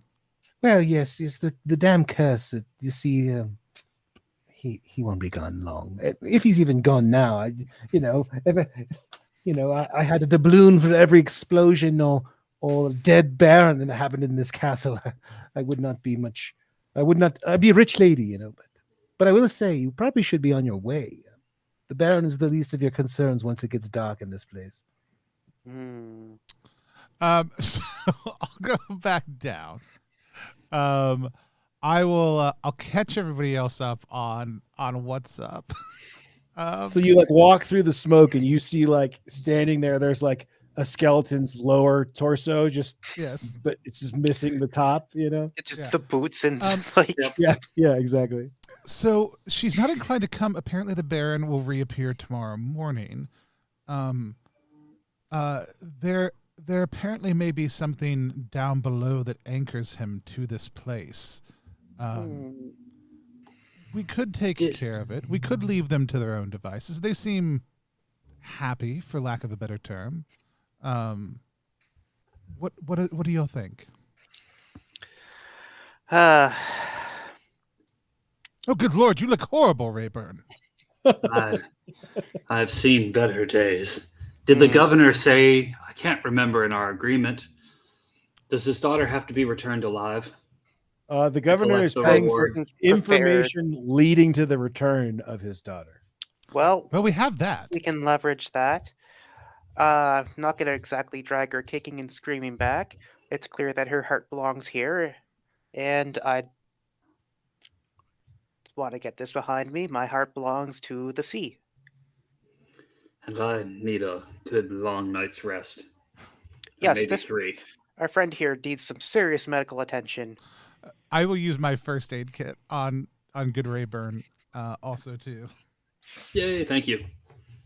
Is that a D4, D6? I don't remember. Let's see here. Medical kit plus D6. You get 6 health back. Presence plus nice. 4 uses. Great. Well, time check. This seems like maybe a good time. I think this is a great pausing point. Yeah. Yes. Yeah.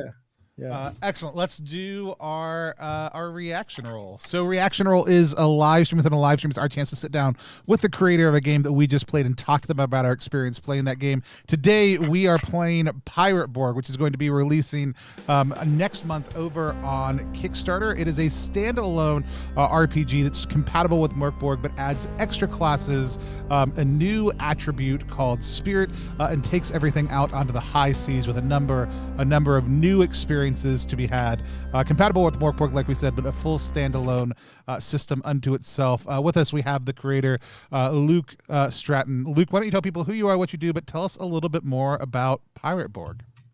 Yeah, well, like I said at the top, I'm a RPG map creator. That's my kind of background in the industry. Have a Patreon, Limithron. You can get to it through Limithron.com. I do a lot of naval themed content. I've done a Nautiloid, a lot of ships, but I find 5e to not really capture the pirate style combat and adventuring that I like to run. So I tried doing some level capping and then limiting what classes people could pick and keeping it humans only. And then eventually I was like, I need a new system for this. So I found Mork Borg, and it's perfect for pirate games. I've worked to make Pirate Borg a little less deadly, and I have a few more leveling up options. You'll see when it comes out that each class has a choosable or random feature, but then also another set that let you kind of either customize or grow your character. So it's still deadly. You can still die in any combat, but it does, I think, in my opinion, it's a little more conducive to longer campaign play. And the book is filled with a toolkit for open world sandbox style adventures. You can take your players to any island, come up with, there's a whole spread for random derelict ships that could be haunted. Yeah, so the sea is your oyster, the world is your oyster. That's the kind of thing. So, but yeah, we come. It's my first book. It's coming out March 1st. We're doing a limited edition hardcover. We're doing character sheets. We're doing a bunch of digital stretch goals. It should be good. Awesome. Well, I had a good time playing. Let's hear what some of our other players thought, and let's hear from each of them. Brian, why don't we start with you? Tell us who you are, what you do, where they can find you online, but tell us what it was like to play Pirate Borg. Awesome. Sure. Hey, I'm Brian Colin. I make lots of different things. You might know me from Vast Grim. I'm also the VP of ttrpg development at Infinite Black. You can find me at linktree/Brian Colin, and I really enjoyed getting to play today. One, I don't get to play games nearly enough, and playing something that was a Mork Borg hack was awesome to get to see how you interpreted it. I'm curious if there will be anything like miseries in your setting, because I don't see it on the character sheet, and if not, that's totally cool. I was just curious if that's something that's baked into it or not. I don't. My original plan was no, because I was trying to keep it very like setting neutral, but like I kind of feel like I feel like some setting is good, so I think I'm going to include.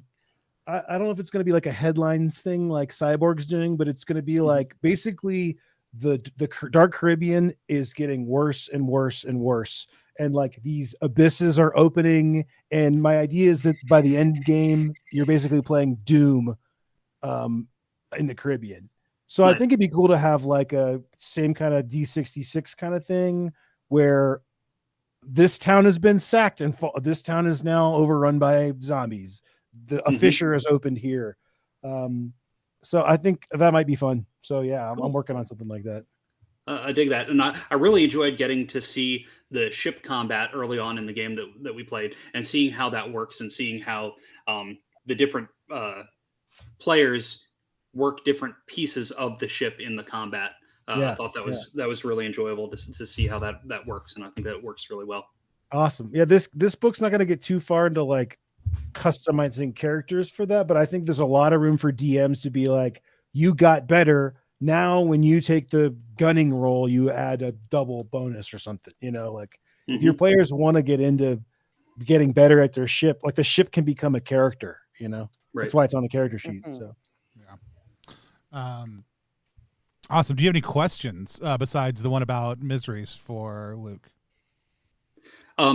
Since this is its own offshoot, have you thought about doing a third party for it? Yeah, actually I saw yours like yesterday, I think. I mean, I think I want to see how the Kickstarter goes, because it's like this is my first Kickstarter. I put a lot of promo into it, but like if it doesn't do that well, like I'm happy to do that, but I don't know if people will want to do it. That being said, if it's like people want to make adventures for this, like I would love that. That'd be awesome. Yeah. Obviously they got to abide by the Mork Borg license as well, but it's the best license in the industry. So yeah, man. Awesome. I mean, I don't know if you're into it, but it's kind of cool to do if we did some cross stuff. Like I could do like a Space Pirates thing for Vastgrim, and you could do some like, I don't know, crashed worms somewhere buried in the Caribbean, Yes, definitely something, some island where they're just everywhere. So totally, the world is ripe for that kind of stuff. So yeah, I do love the idea of like, hey, I wrote this one thing, but I did the Pirate Borg version, the Vastgrim version, and the Mork Borg version of this. It's one item, but I lensed it and arted it differently for each of those systems. Oh, yeah. Is a fun thing. I hope we see people doing more in the future. Yeah, I mean, this project actually started as a full setting book, and I was like, I want to do a Mork Borg version. And then when I got into the one, I was like, that deserves its own thing, and it's like almost like its own entity now. So. No, that's awesome. Brian, if you think of more questions, let us know. Also, if you're watching right now and you have any questions, feel free to let us know. I will say Gorgor Big, one of our #1 fans, says, I appreciate the simplified ship concept. Lets me try it without getting overwhelmed by crunch, which I think is a huge part and speaks a lot to what Luke was trying to accomplish with it. But Emily, how about you? Tell people who you are, what you do, where they can find you online, and what it was like to play Pirate Borg. All right, my name is Emily. You'll find me Discord, Twitter, got a couple things on itch that are works in progress for game jams. Working to get more content written. Was hoping to do Zemo, but my classwork kicked into high gear, so I had to delay that a bit. But one of the projects was actually also nautical, Mork Borg oriented stuff that was going from a one-shot adventure to a setting, and then I saw this lovely project coming out, a couple of other nautical Mork Borg adventures, and decided to not hold my tongue, but wait to see how things coalesce and see how I can fit that into this kind of ecosystem, similar to what Tony was saying, a Mork Borg version, a Pirate Borg version, Fast Grim version, even a Death in Space version. Mhm. Um, Have you done Corpse Wake Cove or Fiskborg? I love Uh, Corpse Wake. I have Corpse Wake Cove. I've looked through it. I was gonna run it, but my Mork Borg group started doing motherships, so we Yeah. put that on the back burner a bit. And yeah, I liked the naval combat. The only game that I've done naval combat in before is Starfinder, Yeah. and like being hex based reminded me of that, but it seemed a lot more stripped down. Yeah, it's definitely very, very stripped down. But like I think that fits for Yeah, Pirate Borg, Yeah. for Mork Borg, you know. yeah, it's like it's got a bit more meat on it than I think it's Death in Space that does a range band based Yeah. ship combat. So I found it to be a really nice medium. Awesome. Did you have any questions? So it's coming out on the. Is it coming out on the 1st? Is it about to start funding? The funding starts on the 1st. Oh, okay. Yeah. Awesome. Yeah. A couple of plugs here or whatever. I'm going to be running it at Gen Con and at Origins. And I think I'm going to print, hopefully I can print some quick, like mix some copies so that we can have copies in hand for players to check out. I don't know how quick the shipping is going to happen for the actual campaign. Oh yeah, that's Yeah, I'm also a big fan right now. If you're running a campaign and you're like, hey, we need to wait till early next year to fulfill this in print, I think that's great because, man, paper supply right now globally, as well as shipping globally right now, is an absolute nightmare. Yep. And so as somebody who's actively trying to consider whether I print my stuff, my printing cost for just my paperback copies doubled for Down We Go, which is fine. Yep. My hardback were a little bit more stable, but it's hard right now. That's what I keep hearing. But getting digital copies out, like getting Something. PDFs to people and having people play it while they're waiting for it, that's totally like there's lots of people that'll be playing it. Yeah, that's my plan. I sure. mean, I know that Johan and those guys they wanted to wait till people got it. And I'm like, yeah, I want people to play it. So I think I'll probably do, especially since like my patrons, like my Patreon is almost all VTT Foundry people. So one of my stretch goals, like basically, do we have enough people that are going to play this? Cool. We're going to make I think we're going to make a Foundry Foundry system. That'll be a fork of the Mork Borg one. That'll be skinned to be piratey. And then we're going to do a like paid module for backers that will have all the art and all the content ready to go, and then all the maps that we're including, so that you don't need to play it in person. It'd be easy to play it online. Yeah, that sounds great. Like everything you had here looked like absolutely beautiful. Great. And if I had one question, I guess, well, given that it's pirates taking place in the world based on the Caribbean, one of the classes is based around voodoo. Yeah. I was drinking coffee with sugar in it. What's your experience or thoughts been around like hiring sensitivity readers? Because it's the voodoo. I almost took the voodoo thing out. I have done a lot of personal research and on the topic, and I worked really hard to make it so that if you don't I guess other than the Bokor, if you don't want to use voodoo as a skin, you don't have to, for sure. And I worked really hard to end this adventure. This is a spoiler, but there is a voodoo mamba in the adventure who is cast by the town as being maybe the source of the curse, who is actually an ally.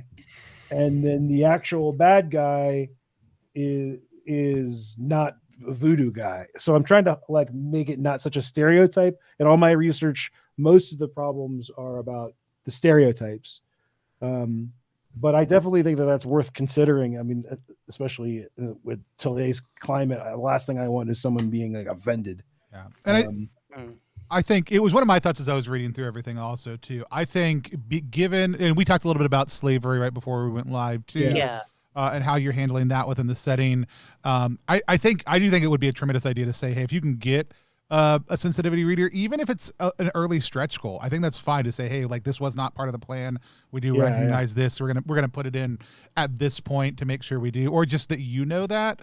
I think that would be huge because usually they're not very expensive, and they're super helpful. But with both the religious contexts and the slavery and other cultural contexts that come in, specifically in the Caribbean region of the world, I think there's some probably really good things. I think we oftentimes, and I know this has like come up for us when we were looking at Down We Go, how we incorporate pieces there, because it's anti-canon, right? You're not saying you have to play any of these things this way. Of course. But even in not saying that, we're making a choice about how we present the world to people. And it's oftentimes like we don't think about, like sensitive readers are very capable of coming in and helping navigate how we have that conversation in a very proactive way, as opposed to in a kind of negative space way, which I think is the way a lot of OSR games have handled them. No, that's very true. Yeah. And so, like I said, I think you did a good job with it. I just think that's my uninformed, like I'm not a sensitivity reader perspective, not anything else. And I didn't mean to ask that as a, sorry, I didn't mean to ask that as a dig. That was more like a, here's the thing that I was thinking about and hearing conversations with other friends writing games, and it's like, should I hire a sensitivity reader? Should I add this? Should I not address this topic and stuff? And it's got to the thinking of that, like, hiring a sensitivity reader can only make your game better. Yeah, sure. It is an expense, but it's a tricky thing. I mean, I think part of the reason I haven't got one already is because it's Mork Borg and so art heavy and light on text. Yeah. Like for my next project is the Dark Caribbean, is actually a setting book. I'll definitely have one for that. Because there's going to be a lot of actual written text about the setting and about, and at first I was like, oh, we're totally going to have a whole arc where you can go kill slavers because I like fuck slavery. But the reality is that I'm like, do I want to be playing a game about that? No. Right. But hiring someone to just help me figure that out is a great idea, Yeah. And so, I like the idea of blasting a conquistador back to Spain. Yeah. Well, it's interesting you brought up the like the zealot stuff. Like, I don't personally care if I'm being sensitive about the religious ones because I have my own built-in like thing about the way how religion is unfolded, but I don't want to offend somebody else who's like, oh, there's a cross on this guy, like this is no good, you know what I'm saying? Like, right. Definitely want to be appropriate. And I think there's a big difference between the irreverency that we engage in when we're thumbing our nose at large scale powers. Even as somebody like I love, like I'm a Orthodox Catholic, and I love Mork Borg, and I love the imagery that it uses because there's an intentional nose thumbing that's happening there. That is not intended to denigrate, but is intended to push back on and challenge within a very specific tone. And I think that's great when we're dealing with things like voodoo and other things like that oftentimes have regional cultural realities that come in them also. That's actually where I become far more attuned to like, oh no, we should actually be bringing some of these in. Anyways, I think you're doing a great job playing in the negative space right now of like saying, hey, I'm not telling you how you have to do it. And I think that's how we see it handled a lot. I was going to ask a similar question. I was curious if you had talked to anybody, even knowing all the research you've done, or what the plans looked like for that. And I do think like having that in mind is such a good piece as you're going forward. And it sounds like you've given it a lot of thought. Yeah. And someone to nerd out with. I did my first like big adventure that I published was like a kind of Indiana Jones thing, and of course I put it in my setting, so I put it in what I call Mazoa, which is like Mayan and Aztec inspired. And like one of the first things I got was like, yo, this is like kind of walking a line of like you're having this like undead guy that's in a Mayan temple. So like, yeah, this is not, I don't want to hit a flag here with anybody. Yeah. So I went and made it all my own new culture. But I think that it's so hard to do, like put a game in a time when so many bad things were happening without being sensitive to those things having happened. Yeah. Right. I'm sure Brian is just sitting there thinking right now, like, yeah, thank God I made mine sci-fi. Yeah. No one gives no one cares about my fake future worm religion. No. Yeah. My next game is definitely, if I ever move past the pirate thing, is definitely like it's too much of a hotbed, you know. Yeah. No, like I said, I think like I said, it's good to hear your thoughts on it, and I think it's a great question. I had a blast. I'm gonna have some more polished thoughts coming up over the course of the next couple of weeks. I had asked you a couple questions when we were kind of chatting through some of the stuff originally that I thought you had really good answers to, but I think the big one for me is essentially as you create a standalone thing, you added in an extra stat. And you mentioned kind of why as we went through a few times, but at what point in the process did you realize, hey, adding a fifth stat here is essential? Had you already been in playtest, or were you just kind of looking at it thematically and thinking, crap, if magic and gunpowder both are a huge part of this massively overpowers one stat? Where did you arrive at that reality at? Yeah, it was a playtest thing, and honestly, I think I figured it out playing Mork Borg, because I did a Halloween thing for some friends where I just had Mork Borg with me, and I wanted to use, we did it on a ship, but it was like core Mork Borg. And I thought it really kind of sucked for the players who rolled bad on their presence stats to not have any options. I mean, and I know that like true OSR players like will embrace that, but like I play with a lot of people who I'm trying to bring from the 5e world. And I had one guy who was a whatever the zealot, whatever the esoteric hermit, I think, or what's the fanatic, the religious, like the guy? priest of the basilisk, or which one? The priest guy, yeah, the heretical priest, and he rolled a 1 hit point, and his presence score was okay, and he had a scroll, but like if he fails the scroll, he dies. You know, and I like that's fun for some groups, but like I wanted to like kind of walk the line a little bit more where like new players can actually play a little bit before they die. And like you said, gunpowder is such a thing in a pirate game that it's such a bummer for you. One other thing that we didn't talk about, but is a big part of this game, is that you roll stats before you pick your class in this, and then the class modifies the modifiers. Yeah. Rather than in core, you like pick a class and that changes how you roll. Yeah. So this one, if you roll really high spirit, you can decide to be a Bokor or a zealot, kind of a little bit more like normal D&D, so that then you know you're going to actually be good at something. Your character creation process was much more forgiving than than the other two Mork Borg games, core and Vast. It wasn't that way at first, and the spirit helps with that. I just wanted it so that everybody can be good at. I mean, you're gonna die. Like it's Mork Borg, man. Like you're gonna die, so you might as well have fun along the way, or maybe you won't, but at least you have some options on the way. So spirit's broken off into its own thing, where both the arcana or the arcane rituals and the relic use fall into there. So like if your party finds a bunch of really awesome relics, they can give them to the spellcaster guy and they'll get used. That's awesome. No, like I said, I was super curious about that. There's a lot of really great stuff in the system. In some ways it feels far more grounded than Mork Borg does. It is ironic because it's supposed to take its place at sea. Yeah, and so that's true. I feel I think, and part of it's probably some of the mental images that we can, like pirates give us a very specific vibe right off the bat, whereas like generic fantasy gives us actually a little bit less of one.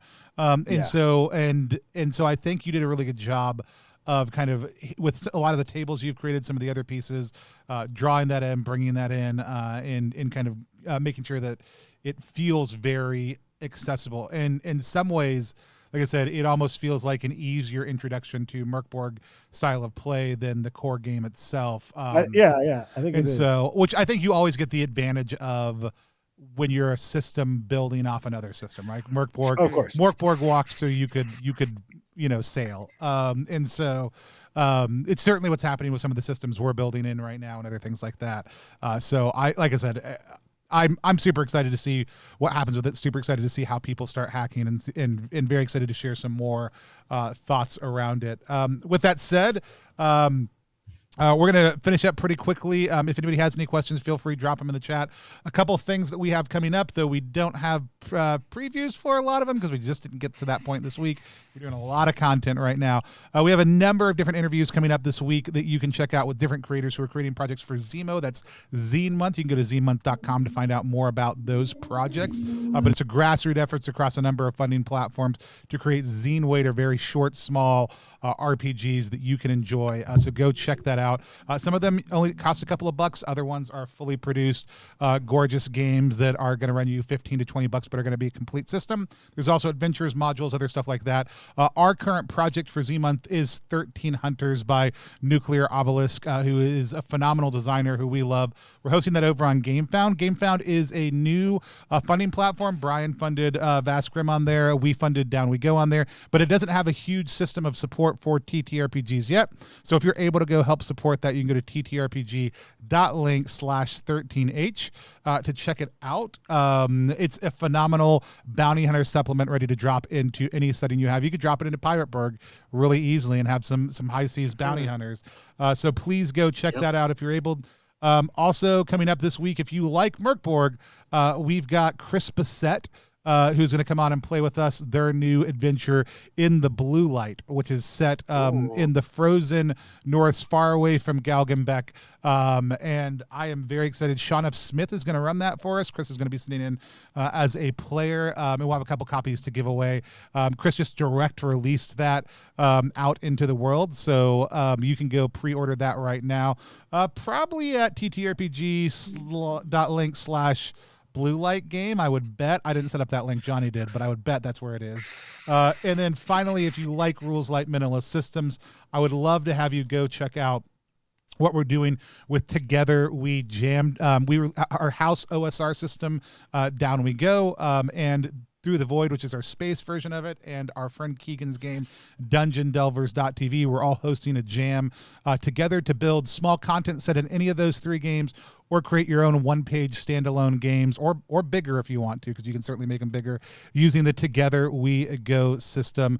You can check all that out over on itch. I'll drop a link in the chat and in the description as well. With all that said, I really want to encourage you, if you have not yet, to go to ttrpg.link/pirateKS. Hit follow on Pirate Borg so you can back it when it goes live. If you're looking for another great Mork Borg supplement coming up in 2 weeks, I think we have Brian back on that Saturday running his upcoming adventure for us. Rather than me tell everybody about that, Brian, why don't you tell everybody a little bit about the adventure we're going to be playing in a couple of weeks? Sure. I have created Crawling Death Below the Dying Forest, which is a dungeon crawl adventure that has an ever-shifting dungeon. I used a previous project that I created before, which is Cartography, which is like a dungeon in a deck that has 52 different cards to make the dungeon, so that you can roll a d6 and a d10 to figure out what room you're going to have the players go into next. There's 4 adventure hooks. There's a bunch of monsters. I'm going to be launching that on GameFound on March the 22nd.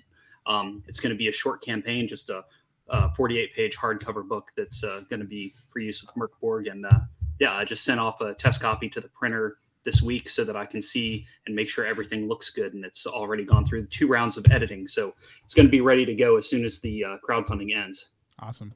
And if you can't tell, we're big fans of GameFound here on the channel. We're trying to help in our process to decentralize things from Kickstarter, create better TTRPG ecosystem.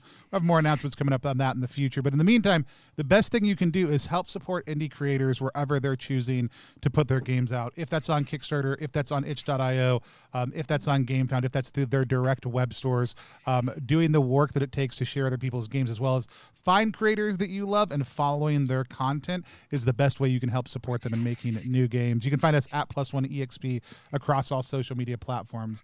But until next time, I thank you so much, Luke, for coming on and running for us. Very excited about Pirate Borg.